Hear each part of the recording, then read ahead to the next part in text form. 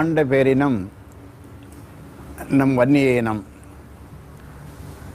ஆண்ட பேரினமான நம்முடைய வன்னிய இனம் இன்று அடிமைப்பட்டு எடுப்பார் கைப்பிள்ளையாக, ஓட்டு போடுகின்ற சாதியாக, எல்லா கட்சிகளுக்கும் கொடிபிடிக்கின்ற சாதியாக, இன்றைக்கு மிக மிக ஒடுக்கப்பட்ட சாதியாக இன்றைக்கு மாறிக்கொண்டிருக்கிறது. இந்நிலையை உணர்ந்துதான் நான் 1980 வன்னியர் சங்கம் தொடங்கினேன். அதற்கு முன்னாலே இந்த சமுதாயத்தை உயர்த்துவதற்காக பல தலைவர்கள் முன் வந்தாலும் அவர்கள் இந்த சமுதாயத்தை காட்டி தங்களை வளர்த்து கொண்டார்களே தவிர ஒரு சிலர் இதை வைத்து பிழைப்பு நடத்தினார்களே தவிர ஒரு சிலரால் இந்த வன்னிய மக்களை ஒன்று திரட்ட முடியாமல் போனதை தவிர இப்படி மாறி மாறி இந்த சமுதாயம் இருந்த நிலையிலே தான் ஒரு சிறிய கிராமத்திலே பிறந்து ஒரு சிறிய விவசாயினுடைய பிள்ளையாக பிறந்த நான் சென்னை மருத்துவக் கல்லூரியிலே டாக்டர் பட்டம் பெறுகின்ற வரை நான் படிப்பதற்காக பட்ட கஷ்டங்கள் சொல்லி மாளாது. அந்த நிலையிலே தான் நான் பட்ட கஷ்டம் இந்த சமுதாயத்தைச் சேர்ந்த இளைஞர்கள் படக்கூடாது. அவர்கள் கல்வி பெற வேண்டும். கல்வி பெற்றபின் அவர்கள் வேலைக்கு செல்ல வேண்டும், அதிகாரத்திலே அமர வேண்டும் என்ற எண்ணத்தோடு தான் வன்னியர் சங்கமும் பாட்டாளி மக்கள் கட்சியும் தொடங்கப்பட்டது. இன்றைக்கு இந்த சமுதாயத்திற்கு 20% ஒதுக்கீடு நாம் பெற்றாலும் அது முழுமையாக இல்லாத நிலையிலே இன்றைக்கு நாம் மற்றவர்களை கையேந்தி எங்களுக்கு பிச்சை போடுங்கள் என்று சொல்லுகின்ற நிலையிலே நாம் இன்னும் இருந்து கொண்டிருக்கிறோம். அதனாலே நாம் ஆண்டால்தான் நாம் வாழ முடியும். நாம் வாழ வேண்டும் என்று சொன்னால் நாம் ஆள வேண்டும், நாம் அதிகாரத்தை பெற வேண்டும், பொறுப்புகளை வகிக்க வேண்டும். தரமான கல்வியும் கட்டாய கல்வியும் கட்டணமில்லாத கல்வியும் அதன் பிறகு வேலை வாய்ப்பும் இந்த மக்களுக்கு கிடைத்தாக வேண்டும். உழவு தொழில் மேன்மை பெற வேண்டும். இதையெல்லாம் பெற வேண்டும் என்று சொன்னால் வன்னியன் மீண்டும் ஆட்சிக்கட்டில் ஏற வேண்டும். ஆண்ட பரம்பரை மீண்டும் ஒரு முறை ஆட்சியிலே அமர வேண்டும். இதை ஒவ்வொரு வன்னிய இளைஞனும் உணர வேண்டும். இந்த மக்களும் உணர வேண்டும். ஒன்று திரண்டு வன்னியர் சங்கத்தின் பின்னாலே, பாட்டாளி மக்கள் கட்சியின் பின்னாலே, என் பின்னாலே தொடர்ந்து அணிதிரள வேண்டும். ஒற்றுமை உணர்வையும் கல்வி அறிவையும் வளர்த்து கொண்டு நாம் ஆளுவோம், அணிதிரள்வோம் என்று இந்த நேரத்திலே கூறிக்கொண்டு என்னுடைய வணக்கத்தை தெரிவித்துக் கொள்கின்றேன்.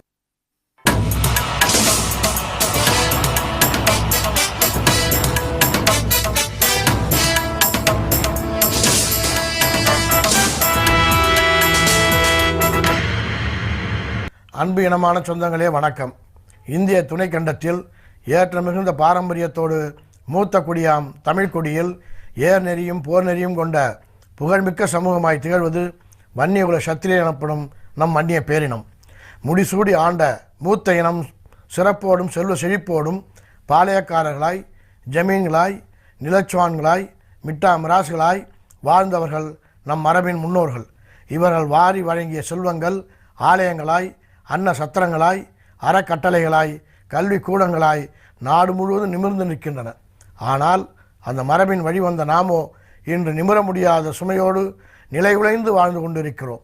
ஆண்ட பெருமையெல்லாம் தொலைந்து இன்று நலிந்த பிரிவாய், ஓட்டு மட்டும் போடும் அடிமை சாதியாய் நாம் மாறிப்போனதற்கு யார் காரணம்?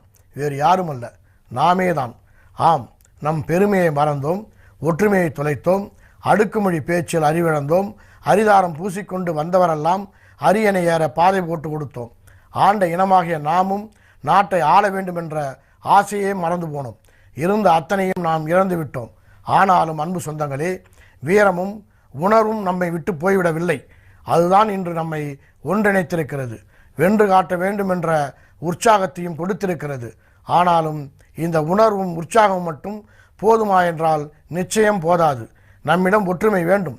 திசைக்கு திசை, கட்சிக்கு கட்சி சிதறி கிடக்கிற வன்னியர்கள் எல்லாம் நம் இனத்தின் வரலாற்று பெருமையையும் சிறப்பையும் புரிந்து கொள்ள வேண்டும். அடிமை இனமல்ல நாம், ஆண்ட இனம் என்ற உண்மையை தெரிந்து கொள்ள வேண்டும். இதையெல்லாம் இந்த நிலத்தில் வாழும் ஒவ்வொரு வன்னியருக்கும் உணர்த்தும் நோக்கில்தான் இந்த ஆவண குறுந்தகடு உருவாக்கப்பட்டுள்ளது. நம் இனத்தின் புராண சிறப்பு தொடங்கி வரலாற்று சிறப்பு வரை இந்த நாட்டுக்காக நாம் செய்த தியாகங்கள், சுமந்த விழுப்புண்கள், அனுபவித்த துரோகங்கள் அத்தனையும் இந்த குறுந்தகட்டில் ஆதாரமாய் தொகுக்கப்பட்டுள்ளது. வரலாறு மீண்டும் திரும்பி கொண்டிருக்கிறது. ஆண்ட பரம்பரை மீண்டும் ஆட தயாராகி கொண்டிருக்கிறது.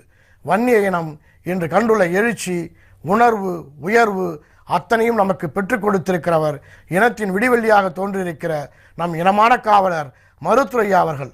தன்னலமற்ற தன் உழைப்பாலும் தொண்டாலும் தியாகத்தாலும் அரும்பாடுபட்டு இன்று நம்மிடையே இந்த எழுச்சியை உருவாக்கியிருக்கிறார். அவர் நம்முடைய எண்ணங்களையும் லட்சியங்களையும் அவருடைய தலைமையின் கீழ் வென்றெடுக்காமல் போனால் இனி எந்த காலத்திலும் அந்த வாய்ப்பு நமக்கு கிடைக்கப் போவதில்லை என்பதை ஒவ்வொரு வன்னியனும் புரிந்து கொள்ள வேண்டும்.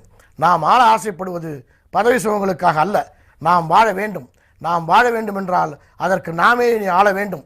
ஐயாவின் வழிகாட்டுதலோடு சின்னையாவின் தலைமையேற்று எழுச்சியோடும் ஒற்றுமையோடும் அந்த லட்சியத்தை வென்றெடுப்போம் என்ற சபதம் ஏற்போம்.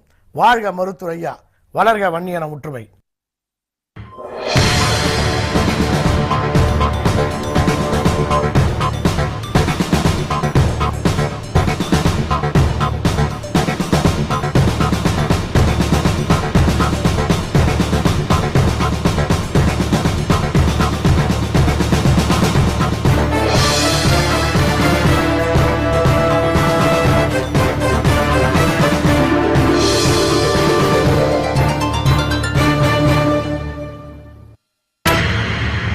தமிழ் நிலத்தில் ஓர் காலத்தில் ஓங்கி வாழ்ந்தும் பின் தன்னிலை மறந்து தாழ்ந்து வீழ்ந்தும் போன வன்னியர் இனம் ஓர் சமூக போராளியின் வருகையால் மீண்டும் தலை நிமிர்ந்த வரலாறே இந்த ஒளிப்பேழை.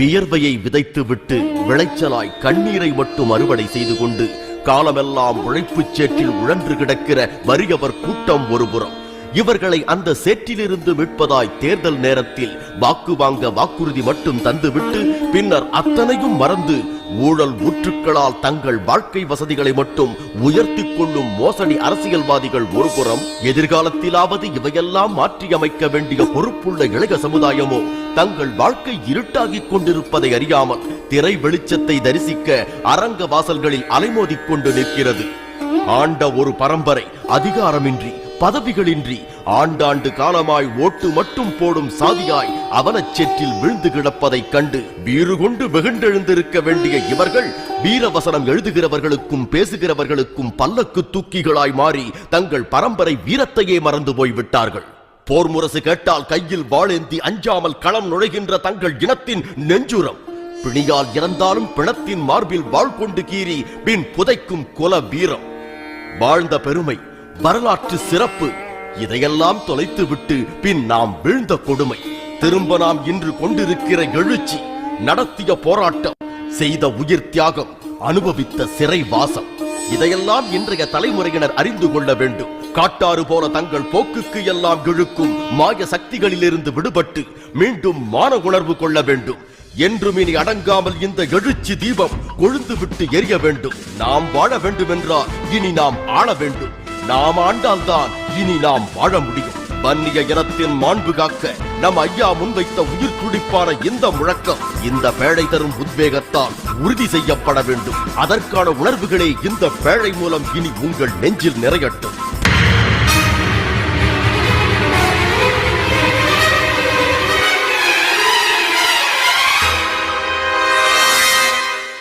விழுமிய வீரம் பெற்ற வன்னிய இனத்துக்கென்று தனி சிறப்பு கொண்ட வரலாறு மட்டுமல்ல, ஒரு புராணமே கூட உண்டு. வேறு எந்த இனத்துக்கும் இல்லாத சிறப்பாக வன்னிய குலத்தின் தோற்றம் பற்றி அக்னி புராணத்தின் ஒரு பிரிவான வன்னிய புராணம் விளக்கம் சொல்கிறது. புராண காலத்தில் அசுர பெண்ணான அஜமுகி துர்வாச முனிவரோடு கலந்து வாதாவி என்ற மகனை பெற்றாள். கடுமையான தவமிருந்து சிவபெருமானிடம் அளப்பரிய பல வரங்களை பெற்றுக்கொண்ட வாதாவி அந்த ஆணவத்தால் தேவ முனிவர்களை வாட்டி வதைக்கத் தொடங்கினான். எவராலும் அழிக்க முடியாத வரம் பெற்றிருந்த அவனிடமிருந்து தங்களை காப்பாற்ற தேவ முனிவர்கள் சிவபெருமானிடம் சென்று முறையிட்டார்கள். சிவபெருமான் வடக்கே தவமிருந்த சம்புமா முனிவர் என்ற ரிஷியை அழைத்து யாகம் தொடங்குமாறு பணித்தார். அவ்விதமே சம்பு மகரிஷியும் வன்னிமர கிளைகளை கொண்டு தீமூட்டி யாகத்தை தொடங்கினார். சிவபெருமான் தன் நெற்றிக் கண்ணினின்று வடிந்த நீரை ஆகுதி நீராய் தர அவ்வேள்வி தீயிலிருந்து குதிரையோடு ஒரு மாவீரன் தோன்றினான். வீரவன்னிய மகராசன் என்றும் ருத்ரவன்னியன் என்றும் பெயர் பெற்ற அவன் பின்னர் சிவபெருமானின் ஆசி பெற்று அசுரன் வாதாவியை அழித்து வெற்றி மாலை சூடினான். அவ்வெற்றிக்கு பரிசாக இந்திரன் தன் மகள்களை ருத்ரவன்னியனுக்கு மணமுடித்து தர அவன் வழியாய் தோன்றிய சந்ததிகளே வன்னிய வம்சம் என்று பெயர் பெற்றதாய் வன்னிய புராணம் கூறுகிறது. ருத்ரவன்னியனுக்கு தமிழகத்தில் பல இடங்களில் கோவில் கட்டப்பட்டிருப்பதோடு இன்றளவும் வன்னியர் தோற்றமும் வாதாவி சம்ஹாரமும் திருவிழாவாக கொண்டாடப்பட்டும் நாடகமாக நடத்தப்பட்டும் வருகிறது.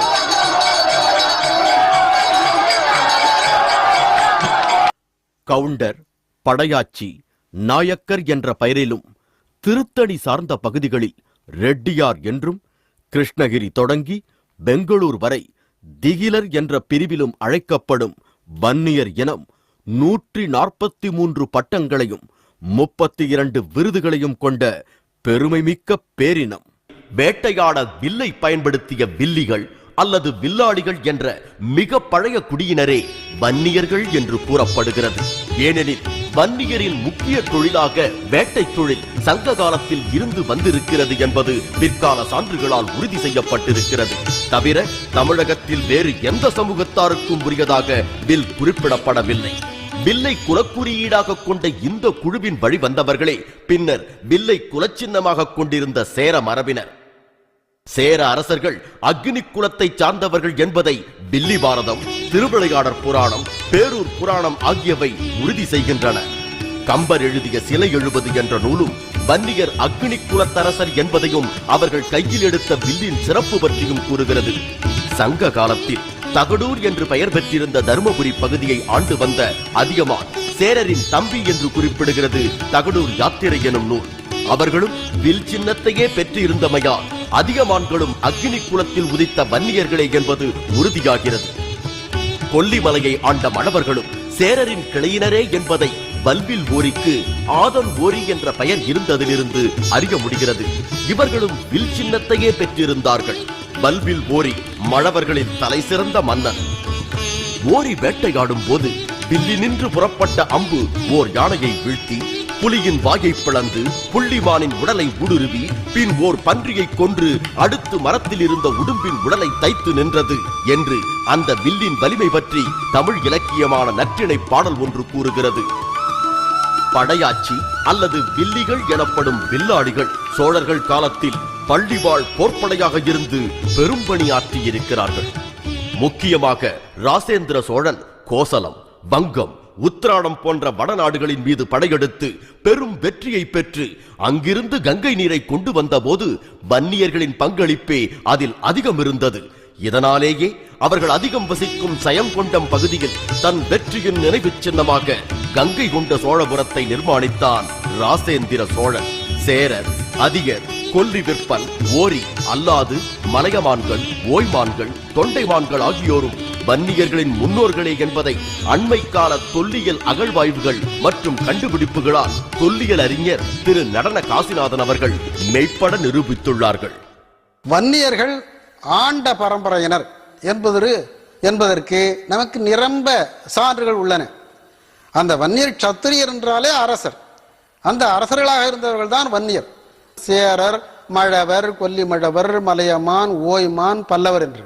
அதற்கு பிறகு காடவராயர் என்று சேந்தமங்கலம் பகுதியிலே காடவராயர்களாக வன்னியர்கள் இருந்திருக்கிறார்கள். அதிலே கோப்புரஞ்சிங்கன் என்பவன் சிறந்த அரசன். அதற்கு பிறகு சம்புவராயர் இவர்கள் படவேட்டை தலைநகரமாக கொண்டு ஆட்சி செய்திருக்கிறாங்க.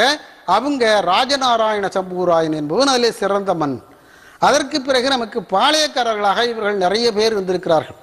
அதிலே பார்த்தீர்கள் என்றால் முகாசா பரூரில் இருந்த கச்சிராயர்கள், சிதம்பரத்தில் இருந்த பிச்சாவரம் சோழ மன்னர்கள், அதற்கு பிறகு உடையார்பாளையத்தில் இருந்த கச்சி நல்லப்ப காளாக்க தோழ உடையார் என்ற பட்டம் உடையவர்கள், அரியலூரில் இருந்தவர்கள் மடவராயர்கள், இப்படி பல பாளையக்காரர்கள் இந்த பகுதியிலே இருந்திருக்கிறார்கள்.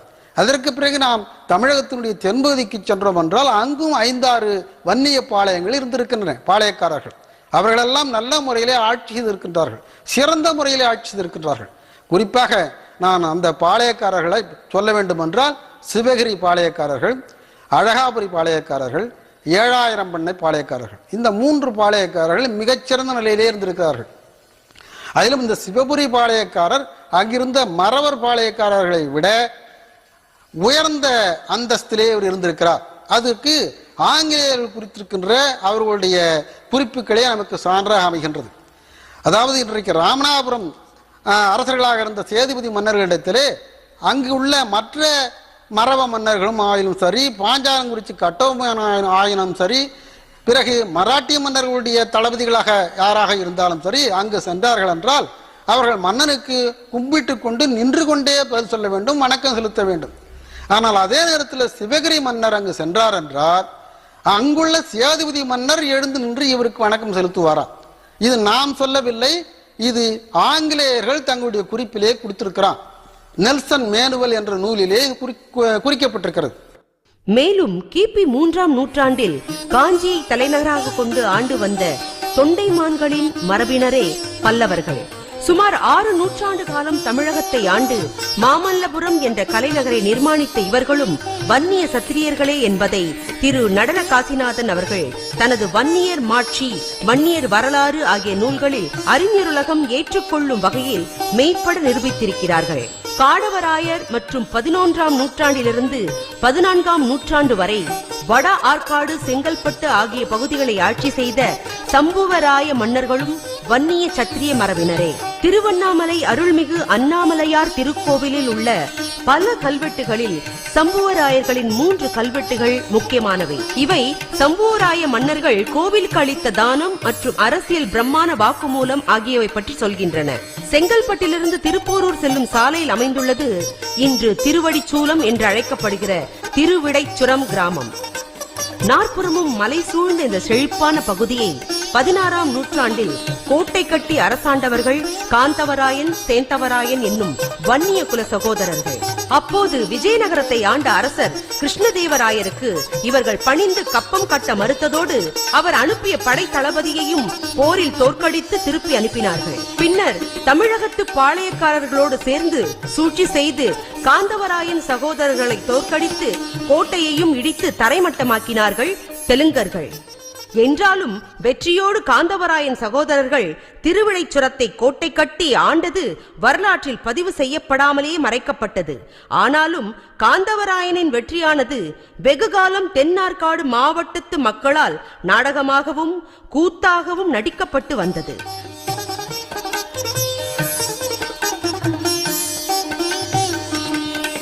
தவிர தென்னிந்திய வரலாற்று சம்பவங்கள் பற்றி கலோனல் காலின் மெக்கன்சி என்ற ஆங்கிலேயர் எழுதிய தொகுப்பிலும் இது பற்றிய குறிப்பு காணப்படுகிறது. கிபி 16ஆம் நூற்றாண்டிலிருந்து உடையார்பாளையம், பிச்சாவரம், அரியலூர், மயிலாடுதுறை, முகாசாபரூர், ஊத்தங்கால், வடகால், சோத்தமங்கலம், ஓலையாம்புதூர், கீழூர், கடலங்குடி, குறிச்சி, குன்னாத்தூர் போன்ற இடங்களில் வன்னிய ஜமீன்களும் பாளையக்காரர்களும் மிக சிறப்பாக ஆட்சி புரிந்திருப்பது அவர்கள் ஆவணங்களில் இருந்து தெரிய வருகிறது. குறிப்பாக ஜெயங்கொண்டம் அருகே உள்ள உடையார்பாளையம் ஜமீனுக்கு 365 கிராமங்கள் கட்டுப்பட்டிருந்தன. பவுன் முத்திரையோடு அப்போது செலாவணிக்காக நாணயங்களையே அச்சிட்டு வெளியிட்டிருந்திருக்கிறார்கள். 25 ஏக்கர் பரப்பளவில் அரண்மனையின் மிச்சங்கள் இப்போ உடையார்பாளையம் சமஸ்தானத்தில் சேர்ந்த ஜமீன் குடும்பத்தில் நான் தான் நேரடியான வாரிசில் நான் மட்டும்தான் இருக்கிறேன். என்னுடைய பேர் கேசி பெரிய குழந்தராஜான்னு பேர். தகப்பனார் பேர் கச்சி சின்ன நல்லப்பா காளாக்கத்தோட உடையார்னு பேர். உடையாருங்கிறது நம்ம குடும்ப பாரம்பரிய டைட்டில். அதனால் நம்ம காஞ்சிபுரத்துலேருந்து வந்ததை பல வம்சாவளியில் சேர்ந்ததுனால கட்சின்னு எல்லா பேர்லையும் வரும். கட்சி சின்ன நல்லப்பாங்கிறது அவளோட பேர். காலாட்கள்ங்கிறது காலாட்கள் படைகளுக்கு தலைவனாக இருந்ததுனால அந்த பட்டப்பெயர். உடையாருங்கிறது சகல சம்பத்தையும் உடையவருங்கிறதுனால உடையாருங்கிறது. நாங்கள் பிரம்ம வன்னியகுல சத்திரியன்னு அழைக்கிறது நம்மளுடைய வம்சாவளியே. 25 தலைமுறையாக ஆண்டு இருக்கிறார்கள். கடைசியாக இருந்தது தமிழர் கட்சி யுவரங்கப்ப காலாக்கத்தோட உடையார்னு பேர். 25வது பட்டம் அவா. அதுக்கப்புறம் 1951 ஜமீன் ஒழிப்பு சட்டப்படி சர்க்காரில் ஜமீன் சேர்த்துக்கிட்டார்கள். அதுக்கு முன்னாடி சுமார் 300 வருஷம் போல் இந்த ஐதரணி காலத்து திப்பு சுல்தான் ஐதரணி யுத்தத்துலாம் நம்மளுடைய சமஸ்தானத்தை சேர்ந்த படைகள்லாம் அவளுக்கு ஒத்தாசை பண்ணியிருக்கு. அவ்வளோ பாரம்பரியமான ஒரு ஜமீன். இதைப் போல அரியலூர் ஜமீன், பூம்புகாரை தலைநகராக கொண்டு செயல்பட்ட வடகால் ஜமீன், திருமுல்லைவாயில் காரைக்கால் பகுதிகளை நிர்வகித்த வேட்டங்குடி ஜமீன், பிச்சாவரம் ஜமீன் ஆகியவை ஆண்ட பரம்பரையாய் வன்னியர் இருந்ததற்கு அடையாளச் சான்றுகள். மதுரைக்கு தெற்கேயும் சிவகிரி, அழகாபுரி, 7000 பண்ணை மற்றும் 12000 பண்ணை ஆகிய இடங்களிலும் வன்னிய பாளையக்காரர்கள் 18, 19ஆம் நூற்றாண்டுகளில் திறம்பட ஆட்சி செய்திருக்கின்றனர். இதில் சங்கரன் கோவிலில் இருந்து 20 கிலோமீட்டர் தொலைவில் உள்ள தென்மலை ஜமீன் தூத்துக்குடி வரையிலும் 110 கிராமங்களை உள்ளடக்கி நிர்வகித்திருக்கிறது.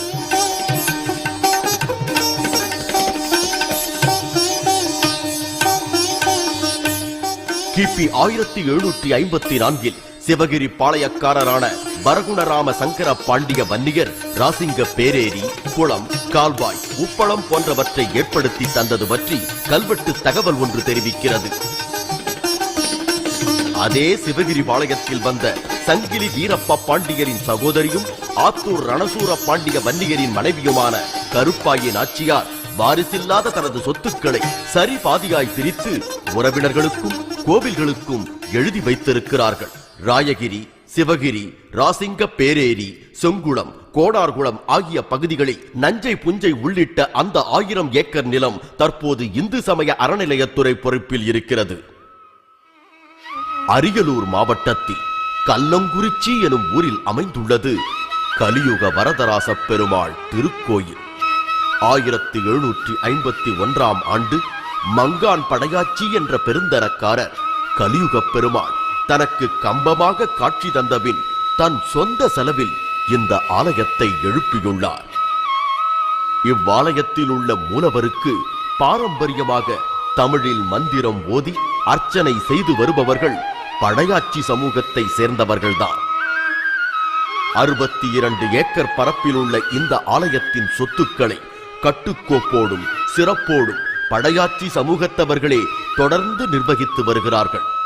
தற்போது மங்கான் படையாச்சியின் மரபில் வந்த திரு கோவிந்தசாமி படையாச்சி என்பவர் ஆலயத்தின் ஆதீன பரம்பரை தர்மகர்த்தாவாக இருந்து வருகிறார். வன்னிய குல சத்திரியர்கள் கர்நாடக மாநிலத்திலும் திகிலர்கள் என்ற பெயரில் கணிசமாக வாழ்ந்து வருகிறார்கள். தீயிலிருந்து தோன்றிய குலத்தவர் என்று பொருள்படும் தீக்குலர் என்ற சொல்லே திகிலர் என்று மருவியுள்ளது. கர்நாடக மாநிலத்தில் திகிலர்கள் வாழும் பகுதிகளில் 100 கணக்கில் திரௌபதி அம்மன் கோவில்கள் காணப்படுகின்றன. குறிப்பாக பெங்களூர் சிட்டி மார்க்கெட் அருகே உள்ள தர்மராய சுவாமி கோவில் மிகவும் புகழ்பெற்றதாகும். இங்கு ஆண்டுதோறும் நடத்தப்படும் பச்சை கரக திருவிழா கர்நாடக மாநிலத்தின் மிகப்பெரிய விழாக்களில் ஒன்றாக கருதப்படுகிறது. இந்த விழாவில் ஆயிரக்கணக்கான திகிலர்கள் வாளேந்தி வீர முழக்கங்களோடு வலம் வருவது கண்கொள்ளா காட்சியாகும். இனம், மொழி மற்றும் சாதி பேதங்களை கடந்து பல்வேறு தரப்பினரும் லட்சக்கணக்கில் இந்த விழாவில் கலந்து கொள்கின்றனர். கர்நாடக மாநிலத்தின் முதலமைச்சர்கள் கலந்து கொள்ளும் வகையில் முக்கியத்துவம் பெற்றதாக இந்த விழா திகழ்கிறது. இவ்விதமாய் கிமு 3ஆம் நூற்றாண்டு தொடங்கி கிபி 20ஆம் நூற்றாண்டு வரை 2300 ஆண்டு காலம் தொடர்ந்து தமிழ் நிலத்தின் ஒரு கணிசமான பகுதியை ஆண்ட பெருமை உடையது வன்னிய பரம்பரை. வன்னிய அரசர்களின் கொடைவளம் பற்றி திருக்கை வளம் என்ற சிற்றிலக்கியம் கூறுகிறது. கடல் கடந்தும் வன்னியர்கள் நாடாண்டார்கள் என்பதை ஈழத்து இலக்கியங்களான கைலாய மாலை, வையா பாடல், யாழ்ப்பாண வைபவ மாலை ஆகியவை தெரிவிக்கின்றன. குறிப்பாக குறுநில மன்னனாக இருந்து ஆங்கிலேயரை எதிர்த்து வீரப்போர் புரிந்த குலசேகர வைரமுத்து எனும் பண்டாரக வன்னியன் இலங்கை அரசின் தேசிய வீரனாக மதித்து போற்றப்படுகிறான். சென்னை என்கிற இப்போதைய தமிழக தலைநகரம் சென்னியப்ப நாயக்கர் என்னும் வன்னியர் ஒருவருக்குத்தான் சொந்தமாக இருந்தது. 1934 பிரிட்டிஷாரின் கிழக்கிந்திய கம்பெனி இவரிடமிருந்து சென்னை பகுதிகளை குத்தகைக்கு எடுத்து செயின்ட் ஜார்ஜ் கோட்டையை நிர்மாணித்தது. முதலில் சென்னியப்ப நாயக்கன் பட்டணம் என்றே இருந்து பின் சென்னை என்று பெயர் மாறியது. சரித்திர காலத்தில் மட்டுமல்லாமல் நவீன காலத்தில் 2ஆம் உலகப் போர் நடைபெற்ற போதும் சென்னை மாகாணத்தின் சார்பில் பங்கு கொண்ட 2 லட்சம் பேரில் 50,000 பேர் வன்னியர்களே. அதே போன்று வெள்ளையர்களை எதிர்த்து தீரத்தோடு விடுதலை போர் நடந்த போதும் அதில் வன்னியர்களின் பங்களிப்பே பெரிதாக இருந்தது. இனவெறிக்கு எதிரான போரில் காந்தி தென் ஆப்பிரிக்காவில் ஈடுபட்டிருந்த போது ஒரு வெள்ளையன் அவரை சுட்டுக் கொல்ல முயன்றான். அப்போது மகாத்மாவை காப்பாற்ற தான் அந்த குண்டை தாங்கி உயிர் விட்டவர் நாகப்ப படையாச்சி என்னும் வன்னியர். அந்த தியாகத்தை நினைவில் வைத்து காந்தி தமிழகம் வந்தபோது மயிலாடுதுறையில் இருந்த நாகப்ப படையாச்சியின் வீட்டுக்கு சென்று மெழுகு தீபம் ஏற்றி அவர் நினைவை போற்றினார். வடக்கே வல்லபாய் பட்டேலை போல தெற்கே சர்தார் பட்டம் பெற்றவர் ஆதிகேசவ நாயக்கர். காங்கிரஸ் இயக்கத்துக்காக தீவிரமாக பணியாற்றியவர் மகாத்மாவின் கட்டளையை ஏற்று வரிகொடா இயக்கத்தில் பங்கு பெற்றதால் தன் கோடிக்கணக்கான சொத்துக்களை இழந்தவர். பிரிட்டிஷாருக்கு கப்பம் கட்ட மறுத்ததால் அந்தமான் சிறையில் அடைக்கப்பட்டு உயிர் நீத்தவர் 7000 பண்ணை ஜமீனான சிதம்பர பாண்டிய ஆண்டு கொண்டார். விடுதலைக்காக குரல் கொடுத்தவர்களை கொன்று குவித்தவன் நீல் என்ற ஆங்கிலேயன். இவனது செயலை பாராட்டி ஆங்கிலேய அரசு அப்போது சென்னையில் செப்புச் சிலை வைத்தது. இந்த சிலையை அகற்றும் போராட்டத்தில் கடலூர் அஞ்சலையம்மாள், அவர் கணவர் முருகப்ப படையாச்சி, மகள் லீலாவதி, மருமகன் ஜமதக்னி அத்தனை பேரும் குடும்பமாய் சிறை சென்றிருக்கிறார்கள். ஜமதக்னி மட்டும் பல போராட்டங்களில் கலந்து 10 ஆண்டுகள் சிறையில் அடைக்கப்பட்டு பல சித்திரவதைகளை அனுபவித்திருக்கிறார். இவ்விதமாய் நாட்டை ஆண்ட இனம், நாட்டுக்காக இத்தனை தியாகங்கள் செய்த இனம், 32 விருதுகள், 108 பட்டங்கள் பெற்ற இனம், எல்லா பெருமைகளும் இருந்து என்ன? இன்றைய நிலையில் பாட்டாளி வர்க்கமாய், விவசாய கூலிகளாய், பிடியரிசிக்கு கையேந்தி கொண்டு ஓட்டு போடும் அடிமை சாதியாய்த்தான் இருக்கிறது வன்னிய இனம். தனிப்பெரும்பான்மையாக இருந்தும் இந்த வன்னிய இனத்திலிருந்து ஒருவர் முதலமைச்சரானதில்லை. ஒரு அரசு உள்துறை செயலாளர், ஒரு உச்ச நீதிமன்ற நீதிபதி, ஒரு ஆசிரியர் தேர்வாணைய தலைவர் பதவி எதுவும் கிடைத்ததில்லை. 19 அரசு போக்குவரத்து கழக இயக்குநர்கள் பதவியில் ஒன்று கூட வன்னியருக்கு அளிக்கப்பட்டதில்லை. இது ஒருபுறம் என்றால் வன்னியர்களின் வாழ்வு நிலையும் தடுமாறி திக்கற்று போனது. அரசு குறிப்பு சொல்கிறது, தமிழகத்தில் மிகவும் பின்தங்கிய மாவட்டங்கள் விழுப்புரமும் தர்மபுரியும் தான் என்று. இரண்டும் வன்னியர்கள் நிரம்பிய மாவட்டங்கள். இது தவிர தமிழகத்தில் உள்ள குடிசைகளில் 60 விழுக்காடு வன்னியர்கள் அதிகம் வாழும் 7 வட மாவட்டங்களில் தான் இருக்கிறது. அதில் குறிப்பாக விழுப்புரத்தில் மட்டும் 13 விழுக்காடு குடிசைகள் இருக்கின்றன. அதிலும் முன்னேறிய சமுதாயத்தினர் 3 விழுக்காடு, இதர பிற்பட்ட சமுதாயத்தினர் 31 விழுக்காடு என்ற அளவில்தான் குடிசைகளில் வசிக்கின்றனர். ஆனால் இவர்களையெல்லாம் விட அதிகமாக 42 விழுக்காடு குடிசைகளில் வசிப்பது வன்னிய சமுதாயத்தினரே. வீரத்துக்கு மதிப்பிருந்த போது வன்னிய இனம் உயர்ந்த நிலையில் இருந்தது. ஆனால் அரசியல் சாதுரியங்களும் சூழ்ச்சிகளும் கோலோச்ச தொடங்கிய போது அவைகளெல்லாம் அறியாத வன்னிய இனம் மிக பின்தங்கிய நிலைக்கு தள்ளப்பட்டு பாதாளத்தில் வீழ்ந்து போனது. மற்றவர்கள்தான் கை கொடுக்க முன்வரவில்லை. இந்த இனம் தானாகவாவது ஒன்றுபட்டு எழுந்து நிற்க முயன்றதா? முயன்றது. ஆனால் அது முடிந்ததா என்பதுதான் இனி நாம் பார்க்க போகும் வரலாறு.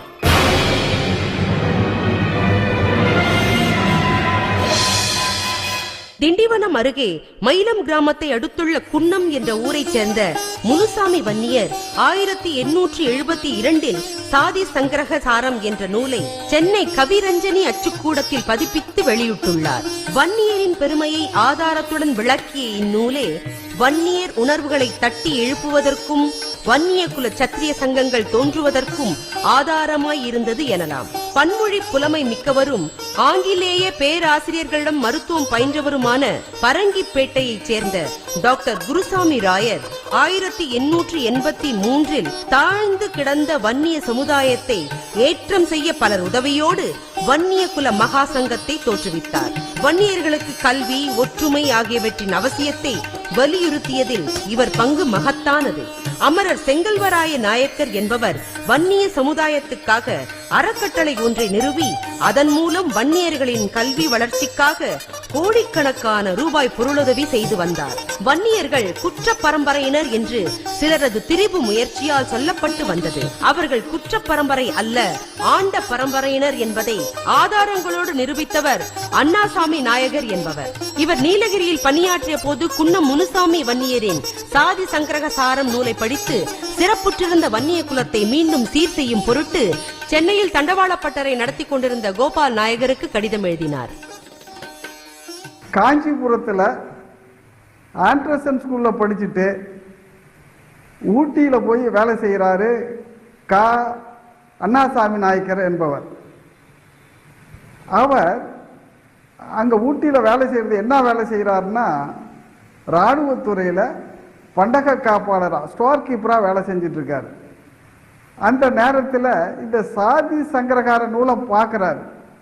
அடடா, இப்படி ஒரு நூல் இருக்குதான்னு சொல்லி படிக்கிறார். அந்த படித்து முடித்த உடனே அவருக்கு மிக வேகமான ஒரு உந்துதல் வருது. என்னடா, வன்னியர்கள் இந்த நாட்டை ஆண்டு இருக்கிறார்கள், கோலோச்சி இருக்கிறார்கள், புகழ்பட வாழ்ந்திருக்கிறாங்க, இவ்வளவு இருந்து இப்போ நம்ம இவ்வளவு இழிவான நிலையில் இருக்கிறோமே, இதை நம்ம எப்படி மாற்றி அமைக்கணும்னு அவருக்கு ஒரு மிகப்பெரிய உணர்ச்சி வருது. அதுக்கு என்னடா செய்யலாம் அப்படின்னு யோசிக்கும் பொழுது அவருடன் காஞ்சிபுரத்தில் அந்த காலத்தில் படித்தவர் கோபால்சாமி நாயக்கர் என்பவர். அவர் சென்னையில் மிகப்பெரிய தொழிலதிபராக வளர்ந்துக்கிட்டு இருக்கிறார். அவருக்கு கடிதம் எழுதுகிறார். கடிதம் எழுதின உடனே, இப்படி ஒரு நூலை படித்தேன், அந்த நூலில் நம்முடைய ஆண்ட பரம்பரை எப்படி இருந்ததெல்லாம் சொல்கிறாங்க, நம்ம அந்த நிலைக்கு வரணுமே அப்படின்னு அந்த கடிதம் எழுதுகிறார். அந்த காலத்தில் முக்கிய படித்த பணியில் இருக்கிற அல்லது பணத்தில் அதிகமாக இருக்கிற வன்னியர்களெல்லாம் ஒன்று சேர்க்கிறார். அந்த ஒன்று சேர்த்து தான் கிட்டத்தட்ட 1870 கூடுறாங்க. கூடி ஒரு சங்கம் அமைக்கிறதுக்கு வேண்டிய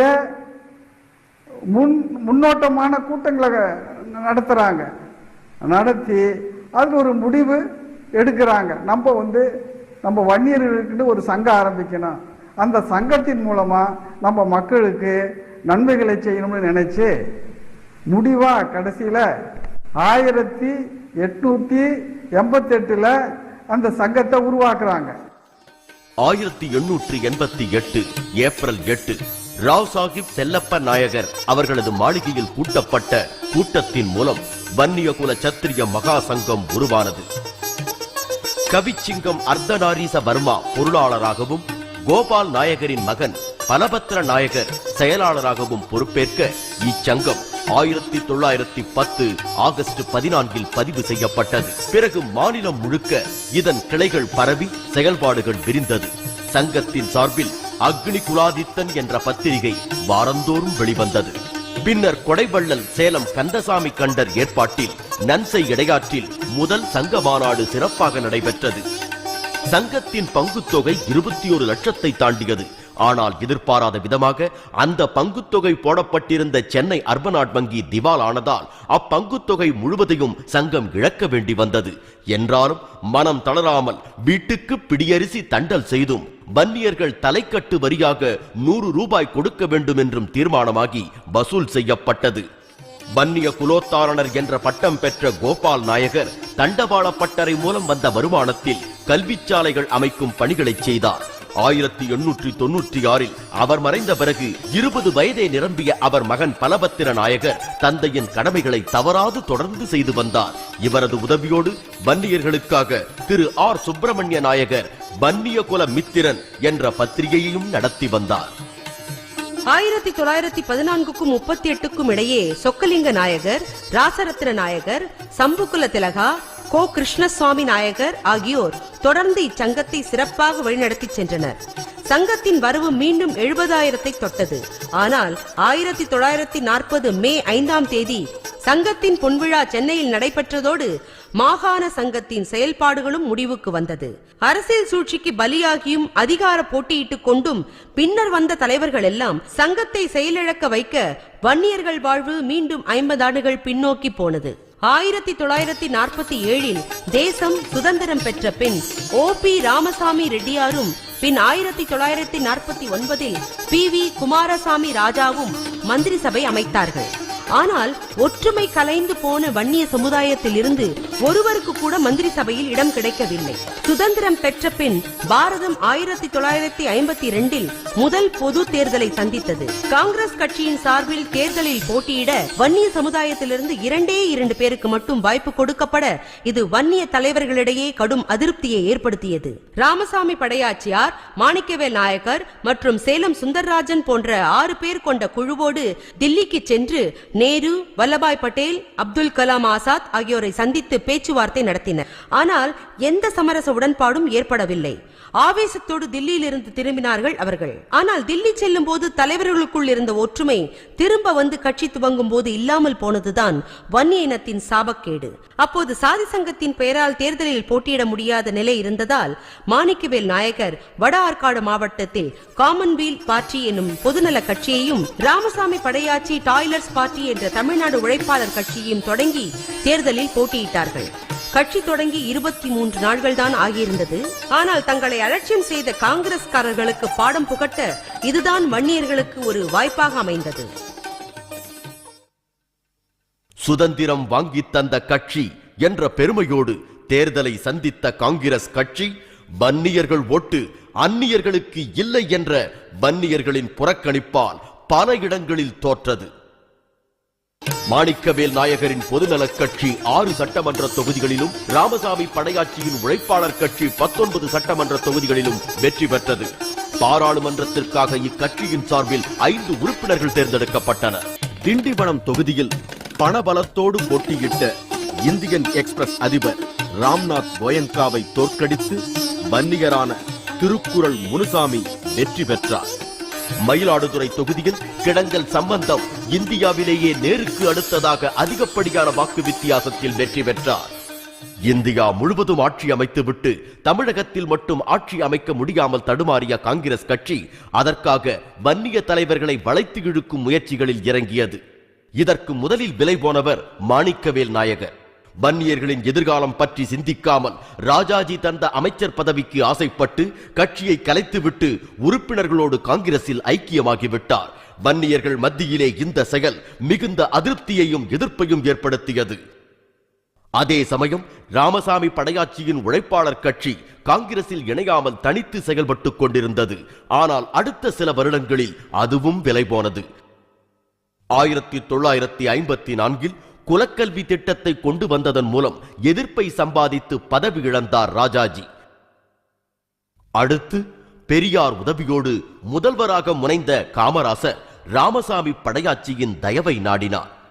அவரும் பதவி என்கிற சுயநலத்துக்காக வன்னியர்களின் எதிர்காலம் பற்றி சிந்திக்காமல் 19 சட்டமன்ற உறுப்பினர்களோடும் 5 பாராளுமன்ற உறுப்பினர்களோடும் காங்கிரஸ் கட்சியில் இணைந்ததோடு வன்னியர்களுக்காக தொடங்கிய கட்சியையும் கலைத்து விட்டார். அதே நேரம் உழைப்பாளர் கட்சியிலிருந்து பிரிந்து தனி கட்சி நடத்தி கொண்டிருந்த கோவிந்தசாமியும் கட்சியை கலைத்துவிட்டு திமுகவில் இணைந்துவிட வன்னிய சமுதாயத்தின் எழுச்சி என்பது அத்தோடு காணாமல் போனது. ராமசாமி படையாச்சியும் மாணிக்கவேல் நாயகரும் காங்கிரஸை நாடாமல் தாங்கள் ஒன்றாக இணைந்திருந்தால் அடுத்து 1957 வந்த பொது தேர்தலில் பெருவெற்றி பெற்று ஒரு வன்னியர் தமிழகத்தின் முதல்வராகி இருந்திருப்பார். பின் வந்த காலமெல்லாம் நாம் தொடர்ந்து போராடி கொண்டிருந்திருக்க வேண்டிய அவசியம் இருந்திருக்காது. ஆனால் அன்று காலம் நமக்கு சாதகமாய் இல்லாமல் போனதே. பின்னர் 1965 உழைப்பாளர் கட்சியையும் பொதுநல கட்சியையும் இணைத்து ராமசாமி படையாச்சியார் உழைப்பாளர் பொதுநல கட்சியை தொடங்கினார். 1970 கடலூர் துறைமுகத்தில் நடந்த பொதுக்குழுவில் ஜெயங்கொண்டத்தை அடுத்த சுண்ணாம்புக்குழி தியாகராஜன் கட்சியின் பொதுச் செயலாளராக தேர்ந்தெடுக்கப்பட்டார். 1971 நடந்த விவசாயிகள் போராட்டத்தில் தியாகராஜனுக்கும் ராமசாமி படையாச்சிக்கும் இடையே மனக்கசப்பு எழுந்தது. இதைத் தொடர்ந்து 1972 தியாகராஜன் ஒரு அணியோடு பிரிந்து உழைப்பாளர் முன்னேற்ற கட்சியை தொடங்கினார். இந்த கட்சிக்கு எம்ஜிஆரின் ஆதரவு இருந்ததால் வேலூரில் நடந்த மாநாடு வெற்றி பெற்றது. சுண்ணாம்புக்குழி தியாகராஜனுக்கு பிறகு இந்த கட்சி அண்ணா திராவிட முன்னேற்ற கழகத்தோடு இணைந்துவிட்டது. கட்சியின் தலைவராக இருந்த மார்கபந்து ஆட்சியில் வாரிய தலைவராக பொறுப்பினை பெற்றார். சில காலம் உழைப்பாளர் பொதுநல கட்சி செயலில்லாமல் இருந்தது. பின்னர் அவசரகால சட்டத்துக்கு பயந்து ராமசாமி படையாச்சி மீண்டும் காங்கிரஸ் கட்சியோடு ஐக்கியமாகிவிட்டார். இவ்விதமாய் 1952 பின் எழுந்த வன்னிய இனத்தின் எழுச்சி அரசியல் சூழ்ச்சிகளாலும் தலைவர்களின் சுயநலங்களாலும் எழுந்த இடம் தெரியாமல் அடங்கி போக வாழ்வுரிமையை பெற வழியற்றவர்களாய் நின்றார்கள் வன்னியர்கள்.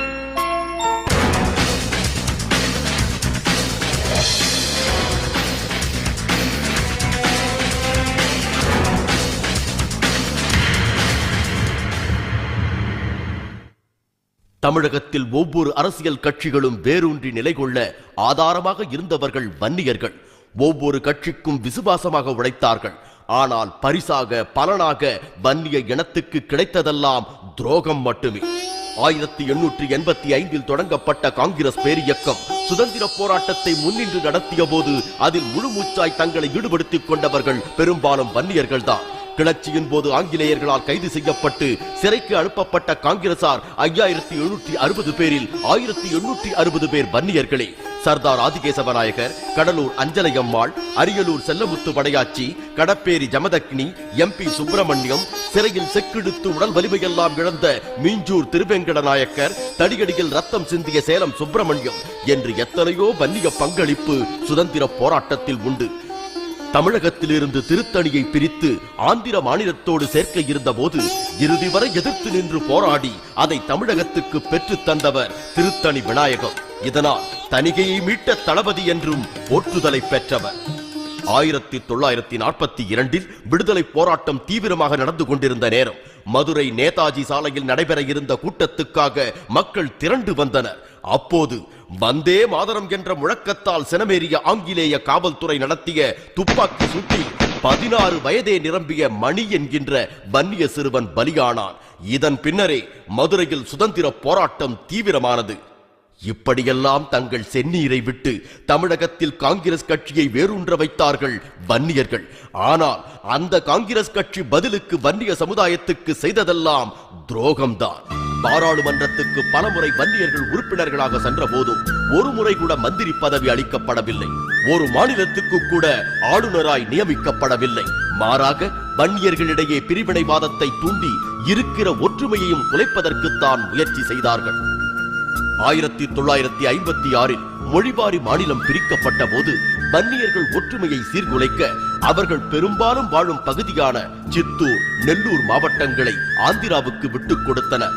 அதேபோல கர்நாடகாவிலும் ஒரு சில வன்னிய பகுதிகளை விட்டுக் கொடுத்தனர்.